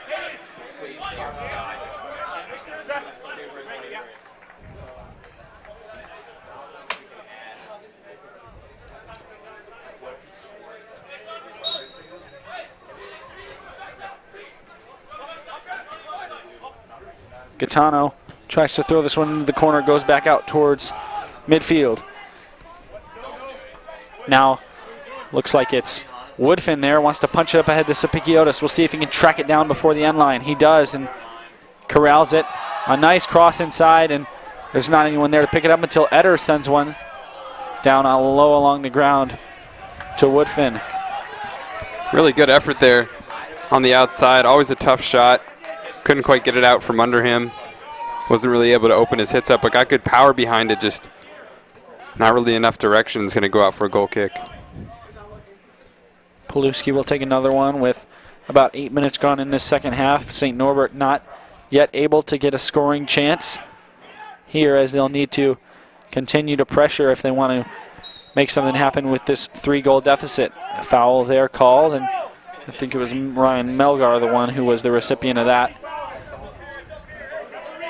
Just fouls going back and forth here. The Knights always having a good opportunity to possess and then giving it away with a silly foul and giving Wheaton the ball again. Whalen goes down, slipping on the ball there as Melgar recovers it. Sends it over to Woodfin. Woodfin now trying to work past his defender. And it'll go back the other way, as once again we see the ball kind of just ping-ponging back and forth between the Thunder and the Knights.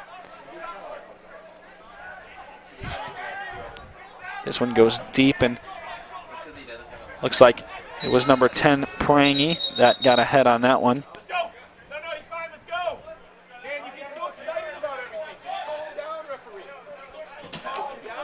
Yeah, Prangy went down there, drawing the foul. Looked like he was a little bit slow to get up, but thankfully he's up and ready to go. Once again, another free kick. Dangerous territory here for the Knights, but they haven't been able to capitalize so far in this game, mainly due to Biddlecombe being very terrific in goal. But they'll have another chance here to try and move this deficit just a little bit more in their favor. Winkler standing over the ball. Player going to make a run, and we hear a whistle. Now there's going to be something. It was right around the line there for the 18, so whatever it is, it'll be interesting to see where this ball is placed. Referee coming over and talking to both players, not yet signaling what is going to happen. Looks like we're just going to redo the free kick here. Yeah, not sure what that's all about. Wasn't a terrific free kick anyway, so I have to imagine the Knights feeling glad that they can take this chance again. Winkler sends it to the far post. He's got 3 players breaking, and then it goes off the head of Vandermouse and harmlessly wide right. Yeah, good defensive job there. They held the line well, the Wheaton Thunder. Didn't allow any good chances there, and the ball just harmlessly going off the back of the head of the Knights player. Biddlecombe will play out to the near side to Dunlap. And Prangy there, you can see pressuring Biddlecombe. A lot of pressure here, and then that one going sailing into the parking lot after it's deflected off of Diorio. This one's going to go back to Biddlecombe for a goal kick. Yeah, Melgar under a lot of pressure. Had to get rid of that early, but he didn't, and that went off of the leg of the attacker. Into the middle to Whalen. Whalen tried to dump the pass down, but instead it went up to Prangy. Another whistle here, and this game just gets chippier and chippier here as we just hear whistle after whistle. Both teams trying to play fast, trying to play physical.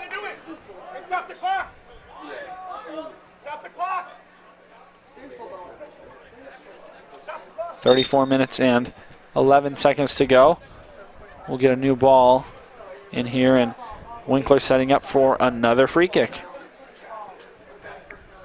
Now players line up on the other side of this one.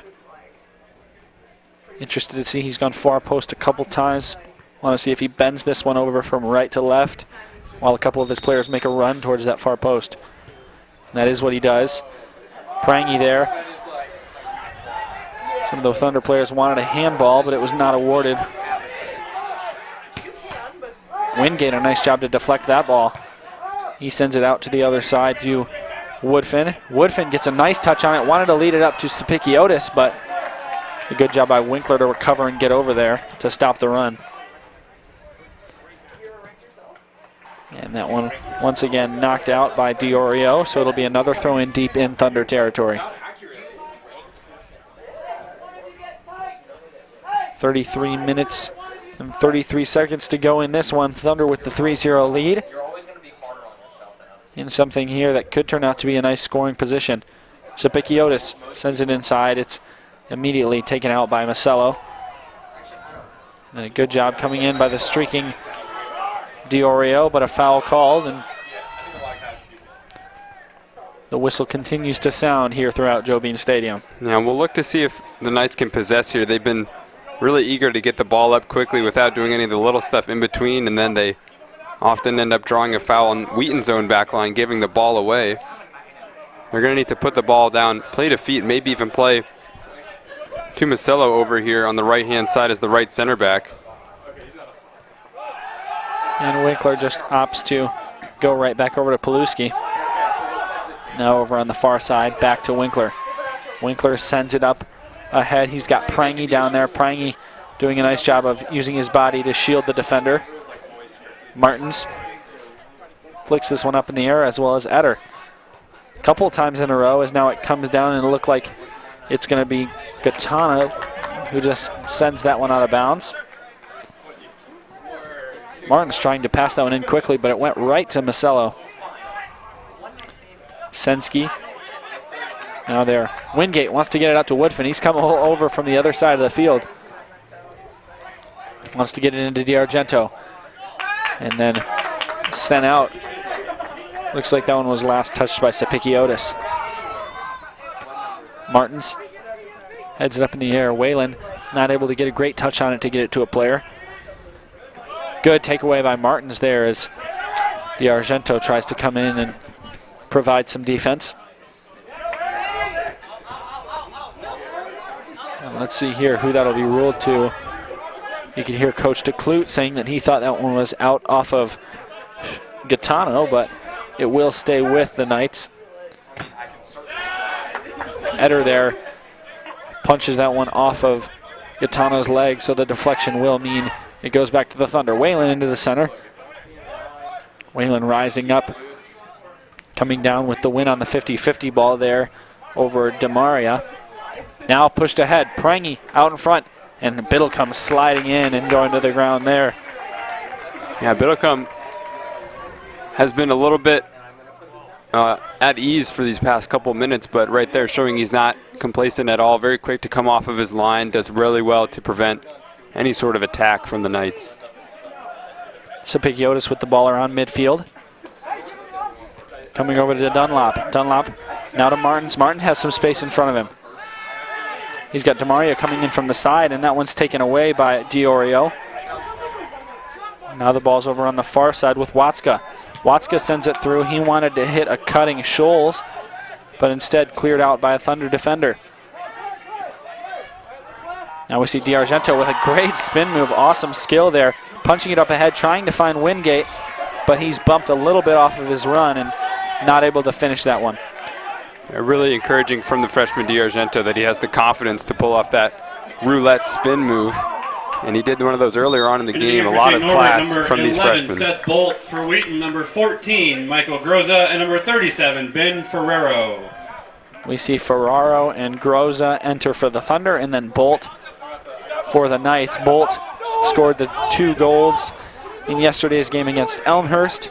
Groza with one of the goals tonight for the Thunder. Ferraro as well, putting in some good minutes here, both in last night's game and in tonight's. Encouraging to see Groza coming back into the game, scoring a goal in both matches. He's got to have a lot of confidence. You want to keep that going as a coach, especially with one of your young freshmen. You want to encourage him, you want to build him up, and that's what Coach DeClute is doing right now by giving him a lot of good minutes. Martin's now up ahead, tried to get it to Groza, and then just cleared out by Gaetano.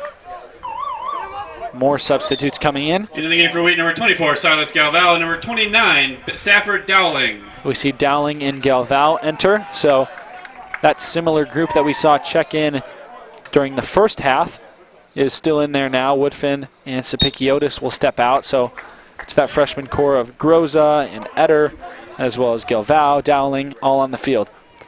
Now racing inside is Holtz, trying to get down and parried away by Biddlecombe. Just a great job, second effort there, getting one off. It's still in a dangerous position. Now cleared out. And what a play by Haston Biddlecombe, or a couple of plays actually, as now it's Bolt crossing it inside. And we'll see here if Wheaton can just clear it out. Ferraro now out on the run. Dowling working, and Ferraro calling for the ball out in front. He's able to hit him with a nice pass. Working in towards the corner and sends that one inside. Cleared out there by Bolt, but Etter there to pick that one up. Etter goes over to Ferraro. Ferraro inside to a wide open D'Argento. D'Argento, a nice pass over to the other side.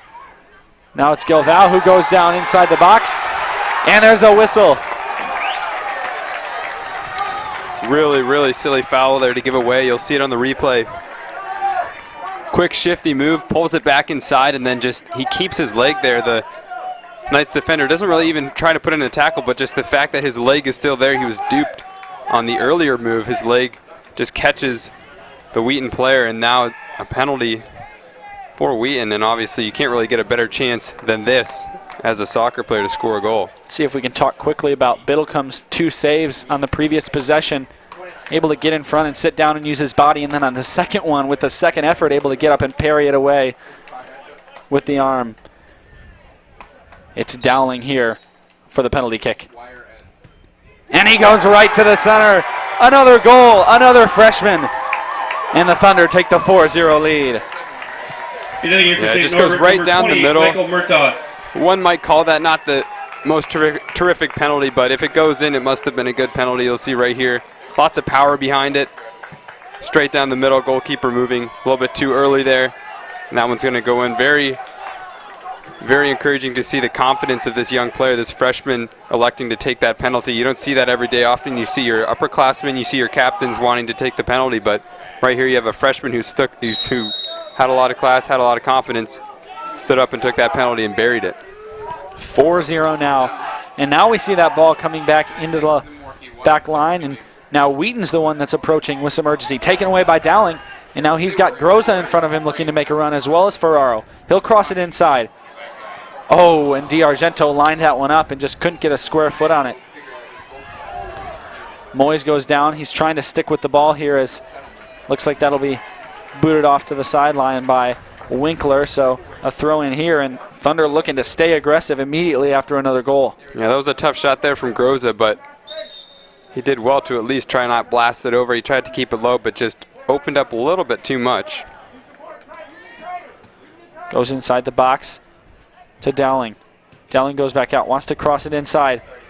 Ferraro off the one time, and just didn't get a square foot on that one either, as that one well over the fence. With offices in Wheaton and Chicago, yeah, Ferraro coming over. In the community and want to help clients plan for very good play. He called for the dummy there, which allowed the ball to pass right through to him, but it was going to be a tough shot, and anyway, I had to shoot it over. A couple players leaned back a little bit too much and sent the ball far over the crossbar. Paluski bringing this one out towards midfield, and now we see that one flicked up and sent towards the middle. Martins is there to recover it, and he's going to go all the way back to Biddlecombe.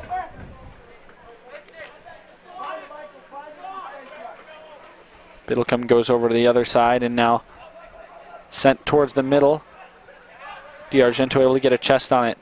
Etter poking it out to the far side, and then it was Galval, it looks like the one that, or Moyes, excuse me, is the one who just sends that one flying into the stands. Wanted to keep it away from Prangy. DeMaria up in the air. Now Prangy working against Moyes, and there's the foul. Prangy goes down, and we're going to see another free kick here. And we've talked about how dangerous some of these positions have been, but we've just not seen St. Norbert able to connect on any free kicks here, even though they've had plenty chances. We'll see if that changes here with this one. Yeah, Winkler's been putting in some good balls, but Biddlecombe just too good in goal. This one a lower cross, and it's immediately knocked out by Ferraro. Good job there, although this one comes soaring in, and Biddlecombe just going to watch that one into his hands and able to get both paws on it there. He'll throw this one all the way out towards center. Out to Gilval. Another whistle, and it'll go back the other way. Looked like maybe an offside there.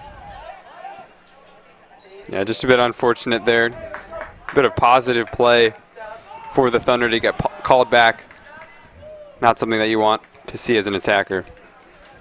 All set up, and now another whistle there, and it seems that the clock can't run for very long without a whistle coming in. We're now 24 minutes, about 24 and a half to go in this game. 20 minutes gone now, and now the score 4-0, the Thunder in the lead. Yeah, every time the Knights foul needlessly one of the back line of the Thunder, they're just giving Wheaton another chance to possess. Wheaton doing so well tonight to keep the ball on their side, to keep the Knights on their toes, and every time the Knights putting in these silly fouls, they're just giving them another chance to possess. Nice job by Melgar to come over and cut that one off. Curve back in, and a great play made there. Melgar all over the place as he sends two balls out. Dowling trying to win this one here against Gaetano. Now a collision as a couple Thunder players go down. Macello trying to set it down and start the free kick as soon as possible. Goes over the middle to DeMaria.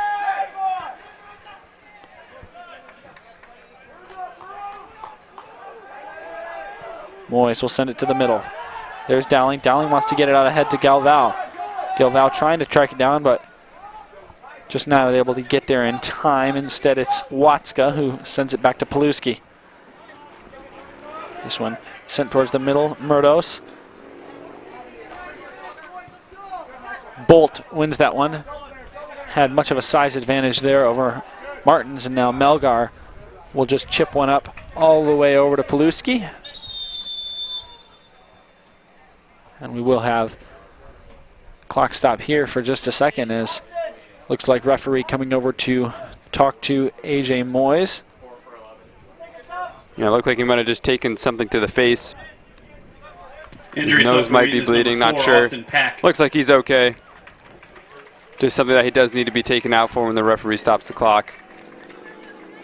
Austin Pack will come in now and replace Moyes on that far side. Pack getting some nice minutes in the first half, and he's a capable replacement here for Moyes in this situation.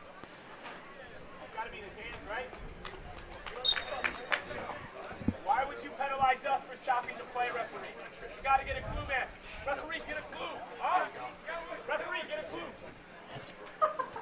Now we just see this one played out short. Winkler to, looks like Macello.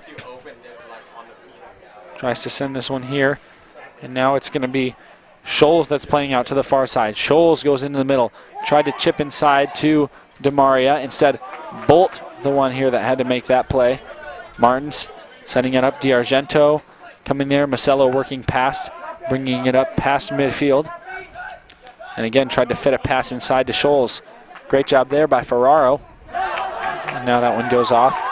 Looks like it'll be off of Bolt. In the game for Wheaton, number 9, Joey Sopikiotis. Sopikiotis will come in. He'll replace Dunlop.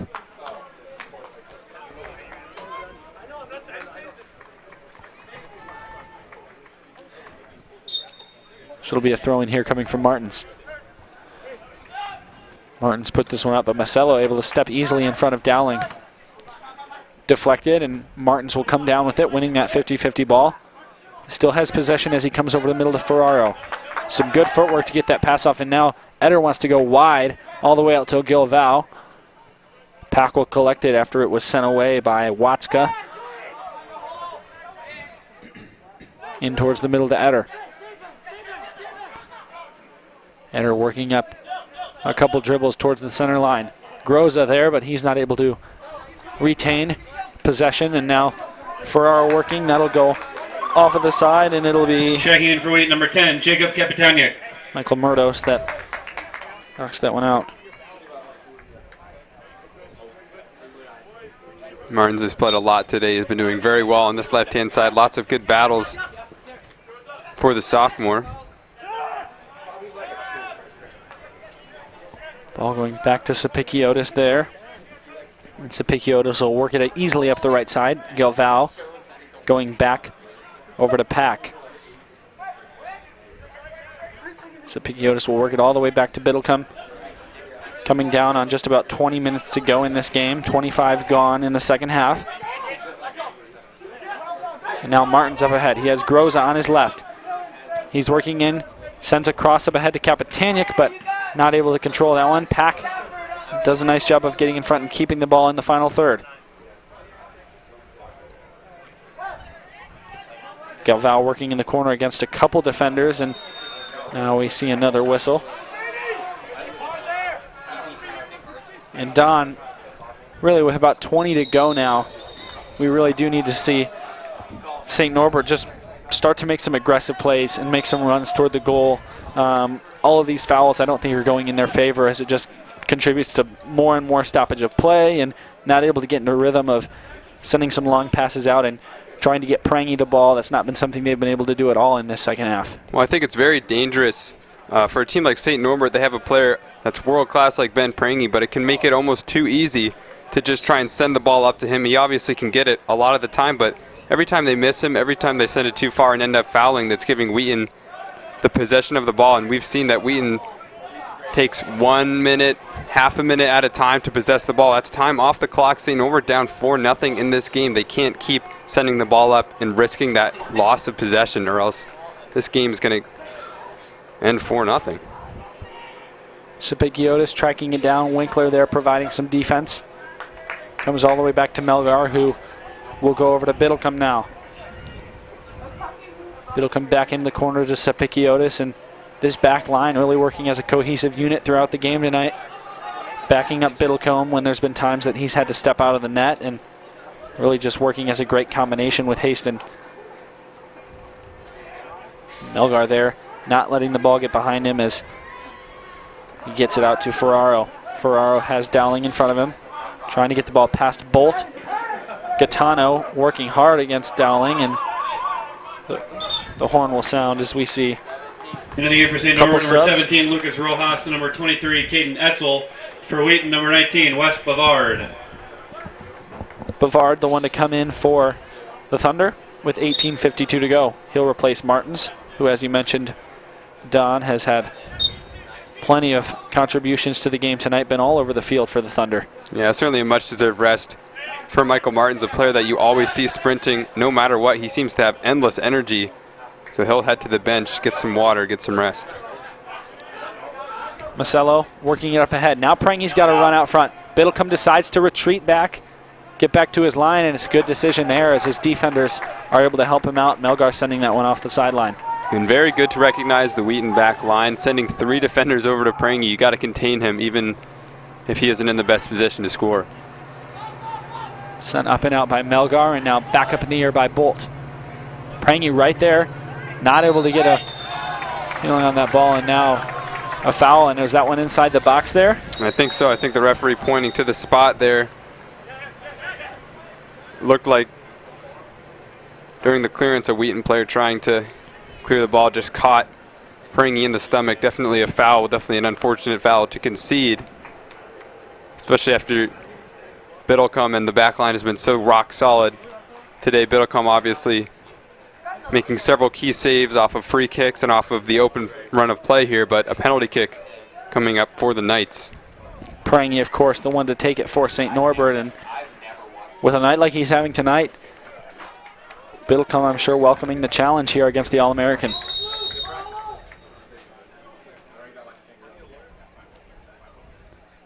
Prangy takes his time and now starts towards the ball. And he sends that one outside of the top corner, and nothing Biddlecombe had to do there. Prangy just not able to get that one on frame. Yeah, we'll just see here a really good run-up And Biddlecombe moving to the right side and didn't really need to. That ball blasted over, and I think at this point the Wheaton back line doing such a great job to get not only the ball off of Prangy, but to get in his head. Penalties are all mental, so clearly something going on in Prangy's head right now. And certainly if you are St. Norbert, somewhat disappointing there, as you get a good chance, and after a night of good chances, you get another one and still not able to convert. Ball went off of the Thunder down there in the far corner, and so Winkler will send it in. He throws it in, and Dowling, they're able to take control of the ball, and it'll stay with the Thunder. Looks like Pack will be the one to toss it in here. He goes immediately into Kapitanic. Goes up over the head of Eder back towards the center circle, and he'll knock it back down towards Sapikiotis. Yeah, I think we really need to mention Sapikiotis. Oh, I'll finish that thought. And there Sapikiotis goes down, as you mentioned, and let's see. Referee's going to come over, and he will issue the caution. That's to number 11. St. Norbert's number 11, Seth Bolt, has been cautioned. But from what I was saying earlier, I just wanted to mention number 9, Joey Sapikiotis, playing as a center back right now. The starting striker for Wheaton now moved all the way back. Just very incredible to see such a versatile player. Not only can he play attacking positions, he can also play in the back. He's obviously a big, strong player. He's able to hold his own against the best that St. Norbert can throw at him. Very encouraging to see a player that can play multiple positions, especially ones as drastically different as striker and center back. A ball sent out with speed over to Kapitanic. He wanted to hit Galvao, but the ball ricocheted back to him. And so now this one's sent all the way. Melgar going to have to chase. Biddlecombe will get over. A nice job by Melgar to shield Prangy. And now we've got a little bit of a 3-on-3 here for the Thunder. Galvao working inside, knocked away by his own teammate, by Dowling there. He'll go over to Bavard. Bavard chips it into Dowling. He'll go back out. Sapikiotis there. Into the middle, and West Bavard looking to work it inside. It'll come out now, and Rojas will try to get it up towards Prangy. And like you said, it looks like a lot of times, Don, these players just trying to send it up to Prangy, trying to have him just do the brunt of that work there, but the Thunder backline's so good that most of the time the ball doesn't even make it to Ben Prangy. I think a lot of the time Prangy playing against back lines that aren't as committed, aren't as big, aren't as strong as this Wheaton back line, that tactic can work. You just send it up to your best player, and he can solo and do very well, but he might have been even surprised at how resilient this Wheaton back line has been, and I'm certain that he's been surprised that Biddlecombe has been every single time denying him. Ball coming up, and Gaetano will just let that one roll off the line. And as we come down to 15 minutes to go in this one, it's Masello who looks to send it deep. Once again, just tries to go all the way up, and miscommunication there. That ball goes out. Biddlecombe trying to get off his line. He's out of the goal. Now Prangy's got some time, and a great defensive play made by Sapikiotis. Line up for another shot, and Biddlecombe's there, able to swallow it up. And just another amazing defensive stand for the Thunder here. Biddlecombe coming out to make the aggressive play. Sapikiotis backing him up, coming and sitting down on that goal line and not allowing the ball past. I mean, just an absolute symbol right there. Joey Sapikiotis, the goalkeeper. Biddlecombe coming out, no longer in the goal, no longer being a factor. Prangy's got a wide open goal, but Sapikiotis comes up playing as that center back and denies him. Just an incredible play from the sophomore. Galvao sending that one out. And now Groza working towards, wants to send that one up, and Dowling just had to stop his run there, or else the offside flag would certainly have been put up. Prangy working and passing it out to the outside. Now Bolt wide open with a lot of space. Bolt sends it in, and that one goes off of the leg of Biddlecombe, but that'll settle into the net for the first goal of the night for St. Norbert. Yeah, that was very well taken by Bolt, an accomplished striker off of the pass from Prangy. Really had no excuse there. The pass coming in right now, really, really positive touch. He's got his angles right. He's going to slot it right between the feet of Biddlecombe. You know Biddlecombe's going to be disappointed after that. He's going to think that he should have done better, but a nice goal there for Bolt. We'll have to see St. Norbert if it was goal, too score little, number too 11, late, Seth Bolt, as his Wheaton first still of up the year. 4-1 in this Bolt game. on the goalie, assist number 10, Ben Prangy. Although I wouldn't be surprised as this serves as a shot of energy for the St. Norbert team. And Correction, third of the year they for work Bolt. to just continue to pressure and pressure and pressure here on the Thunder and try to make some more mistakes happen and try to score a couple more goals here. And you have to imagine what if Prangy had put that penalty in earlier. And now here he is, Prangy with some space. He's going to send that one, and it's just wide to the right. Another one of those times where Prangy just not quite able to get it on frame, but certainly a good scoring chance there as the clock ticks down to 13 minutes. Yeah, Biddlecombe had his corners covered, and Prangy ended up sending it wide right, but you can never be too sure with someone of Prangy's class. Bolt sends it up in the air, and now Bolt with his third goal of the year already, the only St. Norbert player to score a goal in this Bob Baptiste Invitational.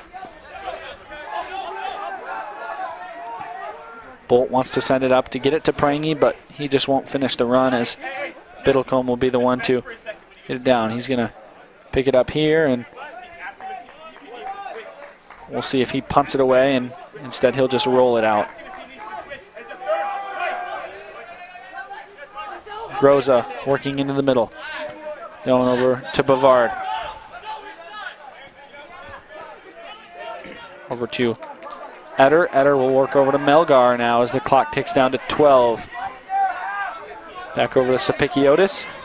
As you mentioned, such a big part of this game, Don. Groza working ahead. Wants to get it up to Ferraro. Ferraro working against Macello, and now Dowling trying to get over and win this ball away. Here's a foul. Looked like he just extended the arm there. But again, this St. Norbert team with no time to waste as they quickly work to move the ball up the field.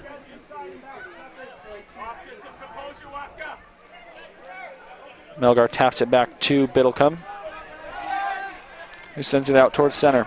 Capitani gets a foot on it and now works past two St. Norbert players to win that ball. Bavard into Capitani. Capitani goes down, and so pass into the middle will come into Vandermouse.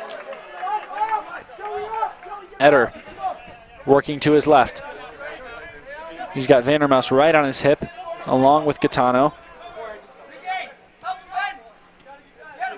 Bolt here taking over, streaking down the sideline. Bavard wanted to make a tackle there, but Bolt just going right past him. Good physical play by Sapikiotis there. Bavard will cross it in. And now a shot there by Prangy, and once again trying to shoot it while turning around. Just didn't set himself up enough to get a good shot on frame there. Yeah, a really awkward shot. Nice job there by Bolt just to get free of Sapikiotis and get it into the middle, but not really the best opportunity there for Prangy.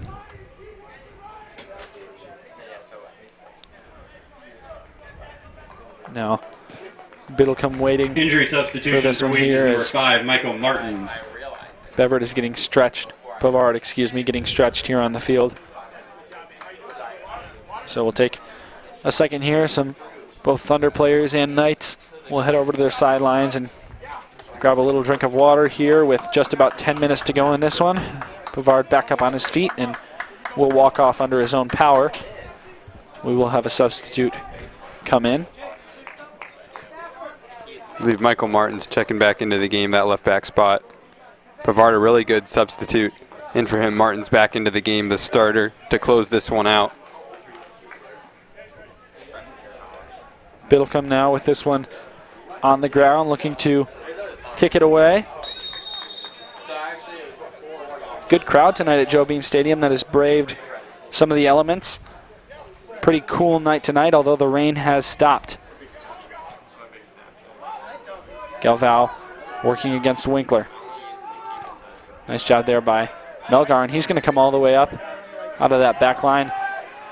Dowling giving chase there against Gaetano. Dowling winning this ball, although Winkler will get him with the foul there, and so another favorable free kick position. This time it's for the Thunder. Yeah, a good position here. I think it's pretty close. I think we're going to see maybe a ball tried to be played over to the far side post. It's Martins lined up over the ball. Martlin's just going to go straight for it, and just a little high over the crossbar there, but a nice strike by Michael Martins that probably just a foot to 2 feet up over the crossbar. Yeah, really ambitious here for Martins. He's going to go for goal even that far out, but he's not far off. Like you said, only about a foot over the bar. I think Paluski had that covered, but a lot of confidence here for this Wheaton side, a lot of good confidence out of Michael Martins, that left back sophomore. Thunder with the 4-1 lead here as we are now down below 10 minutes in this, the final game of the Bob Baptista Invitational. This one sent up high. Biddlecombe waiting, making a play on the ball, and now, Ben Prangy just trying to volley that one back in off of the ball that got sent up in the air. Yeah, it looks like it was Biddlecombe who got his hand on it. Prangy just trying to swing around and get that one in with the left foot, but not able to. Again, just a little to the left. Yeah, the initial ball sent really high. It's tough for a goalkeeper, even one as good as Biddlecombe, to judge where the ball is going to end up in the air. And then once it gets to the box, you're surrounded by lots of big bodies. It's tough to get by, but he did well to get a hand on it. But I think Wheaton pretty fortunate not to have conceded there.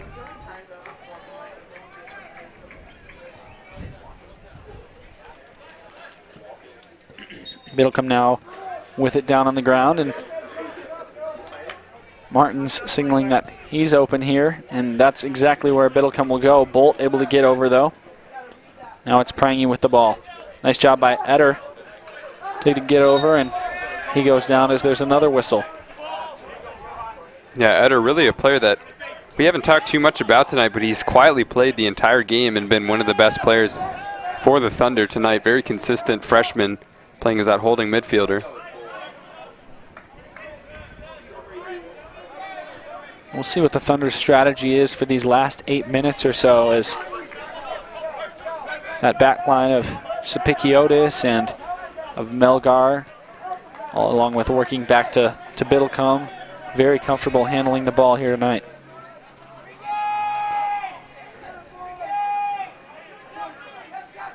Kapitaniak coming over and winning all the way, and he is taken down from behind. Let's see.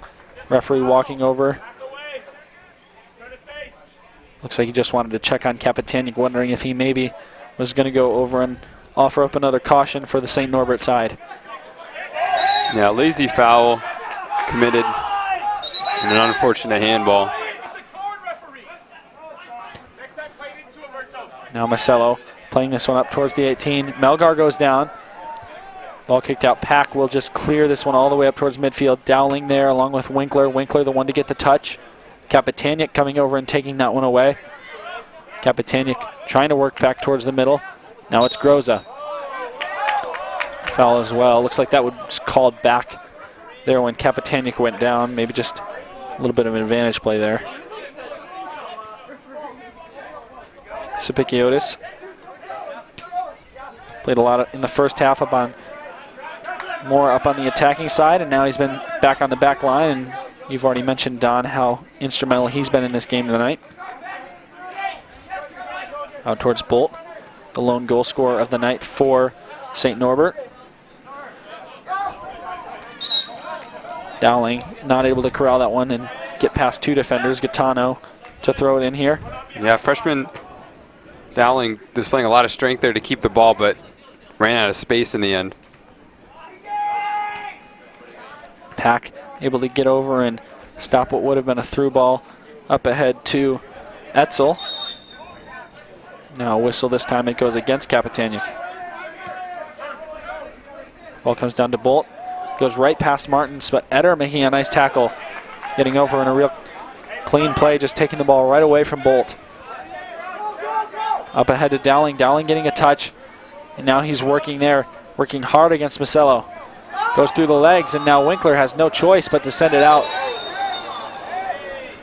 Now referee going to come up and talk to Dowling. Looks like maybe Dowling gave a little something extra to Winkler there after the ball was out of bounds, and there's the caution. We've seen a lot of yellow cards put up in the air tonight. Stafford Dowling has been cautioned. I believe that's 5 or 6 in this one, and we predicted a physical game from the start, and that's what we've gotten tonight.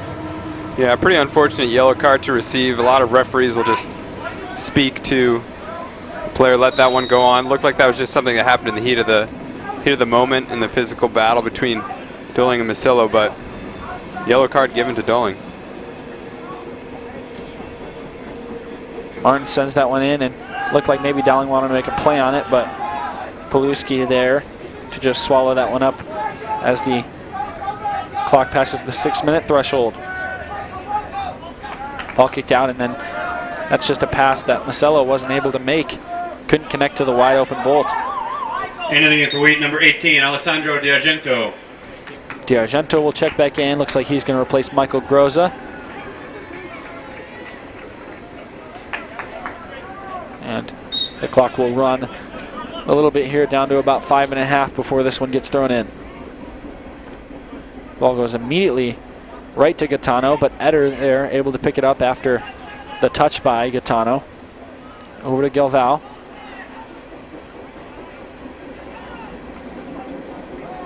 Over to the far side, and now it's Pack who's looking to work against defender. A lot of body contact there.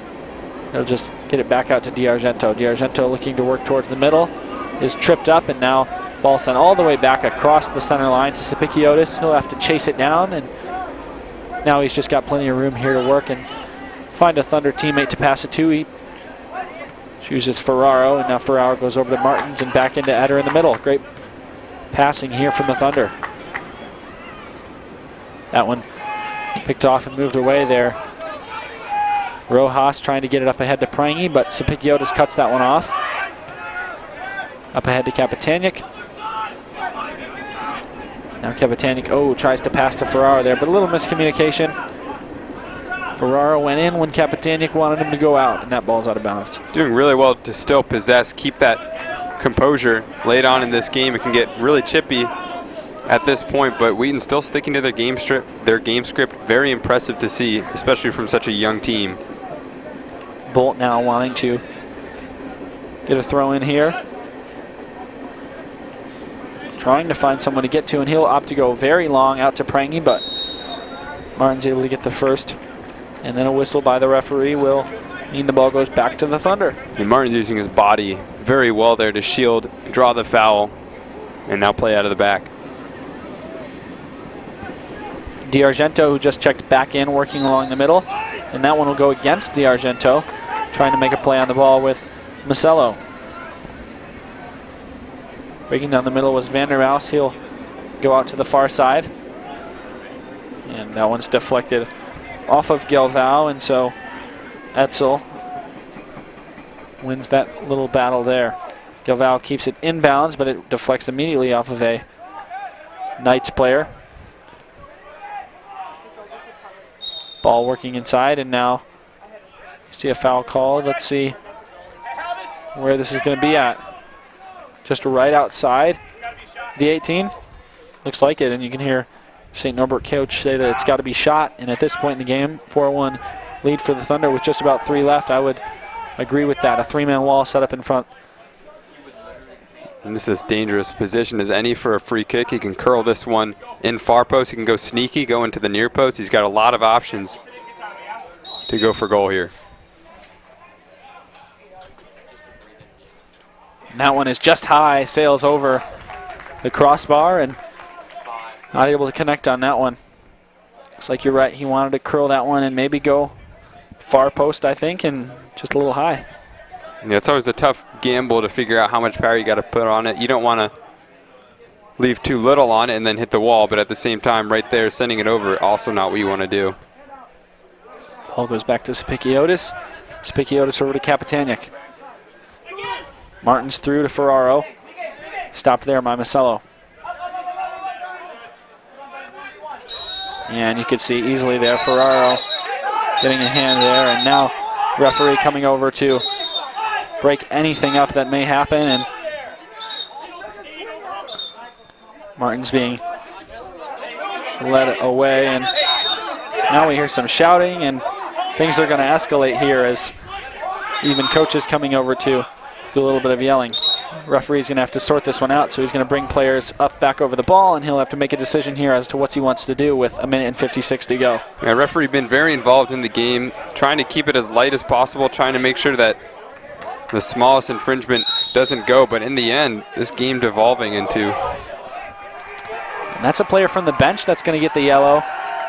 As far as I know, that's number 21, Max Sensky, who from the sideline continued to talk to the referee. 21, Max Sensky, has been cautioned. And there's really no place for that sort of behavior, no reason for it.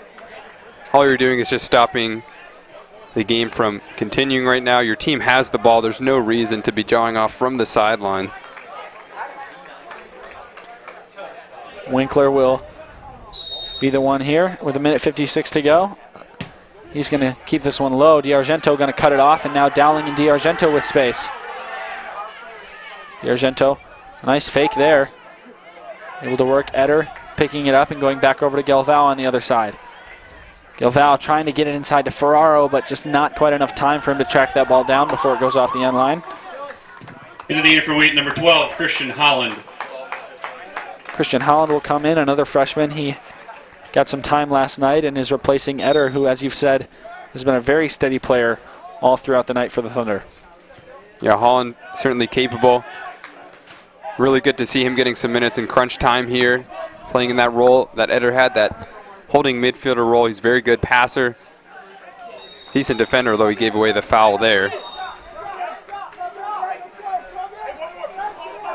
Wheaton's number 12, Christian Holland, has been cautioned. And the yellow cards continue to stack up here, as Holland was probably on the field for about 12 seconds before he got that one. You really hate to see that. That is just too unfortunate.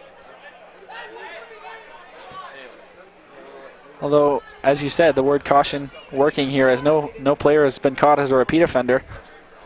Each card doled out to a new player each time. Winkler chipping this one up high, sent into the box, knocked out, and now we hear another whistle this time. And still a great save by Haston Biddlecombe, even though that one came after the whistle. Yeah, you'll see it right here, figuring out what happened. His ball bounced over and cleared out. Yeah, Biddlecombe does very well. 1 minute. Even though that shot would not have counted regardless.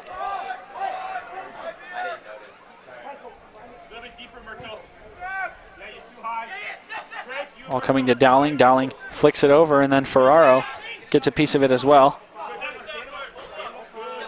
Some physical play there from Bolt as the clock winds down to about 40 seconds. Ferraro now working, and Dowling there as well. And Dowling, just a little misplay as that ball will go off the sideline. Thrown in, and Sapikiotis immediately there. Nice trap by Ferraro to keep the ball. D'Argento coming in now, and a whistle here as D'Argento looks like he maybe extended the arm with about 15 seconds to go.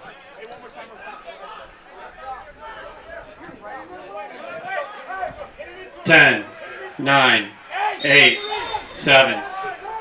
And now the clock stops with 7 seconds. And again, some more stuff that's happening here that all it does is slow down the game, and all it does is make things stretch out a little bit here. Yeah, and an interesting little thing that the referee did right there. D'Argento standing in front of the ball and obstructing it. Normally that's just a yellow card 6, in the 5, run of 4, play, but referee 3, playing 2, within the fairness of the game, he's just going to let that one 0. run out. And the Wheaton Thunder taking the win here against the St. Norbert College Knights. A 4-0 win here for the Thunder, and finishing off the second game and final game of the 2019 Bob Baptista Invitational. Yeah, and Wheaton coming into the second half 3-0 up. They knew they had to protect this lead, and they really did. St. Norbert, I think, did a lot of things right in that second half, but in the end, Biddlecombe and that back line doing very well to prevent any more goals coming. Of course, the one goal coming off of a Bolt run across as he went low through the legs of Biddlecombe. Biddlecombe nearly preserving that clean sheet. He'll want that one back, but just an outstanding game from the junior goalkeeper for Wheaton, proving that he is the starter here. A terrific showing from him, terrific showings from a lot of Wheaton players that we can highlight. Joey Sopakiotis called into action on both the front line and the back line for this team. And another one, Dylan Eder, freshman, in only his second collegiate start, getting major minutes tonight, doing very well, holding it in the midfield. And of course the back line doing extremely well to stifle Ben Prangy, the All-American, scoring 21 goals last year, scoring 0 goals tonight. He did get an assist, but for the most part, a very good job all around from the Wheaton players. And if I'm Coach DeClute, I'm very, very happy about the way this game turned out. Maybe it got a little bit chippy towards the end, but the way that my freshmen specifically were playing, an absolutely terrific game on both sides of the ball. A lot of composure, a lot of confidence. Very impressive whenever your young players step up, but for them to be freshmen, very impressive.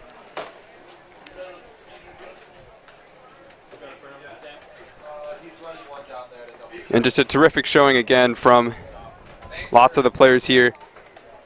And on the St. Norbert Knights side, I thought Masello did very well in the back line, getting a yellow card early on in the game, but being very cautious, of course, towards the rest of the game. Didn't cause too much trouble for the referees, although the referee had certainly a very tough assignment tonight. Both teams really wanting this win tonight. Both teams doing very well, but in the end, Wheaton coming out on top 4-1. Certainly a deserved victory for the Thunder. And an absolutely well-coached game on both sides, but in the end, the Thunder just doing very well on both sides of the ball. And certainly we can always talk about the freshmen here on this Wheaton side, the youth of this team. I think a very strong recruiting class here for Wheaton. Lots of freshmen starting, lots of freshmen getting minutes towards the end. I think when we saw the whistle blown for the half, we had a couple freshmen coming off the field that had just played significant minutes. Freshmen getting on the score sheet both today and yesterday. We mentioned 4 freshmen scoring yesterday, a couple freshmen scoring today. Freshmen on the attack, freshmen on defense. Alessandro Di Argento did very well. Well, thank you all for joining us on this broadcast on the Wheaton Thunder Sports Network. I'm Don Crowder alongside Abram Erickson, and have a good night.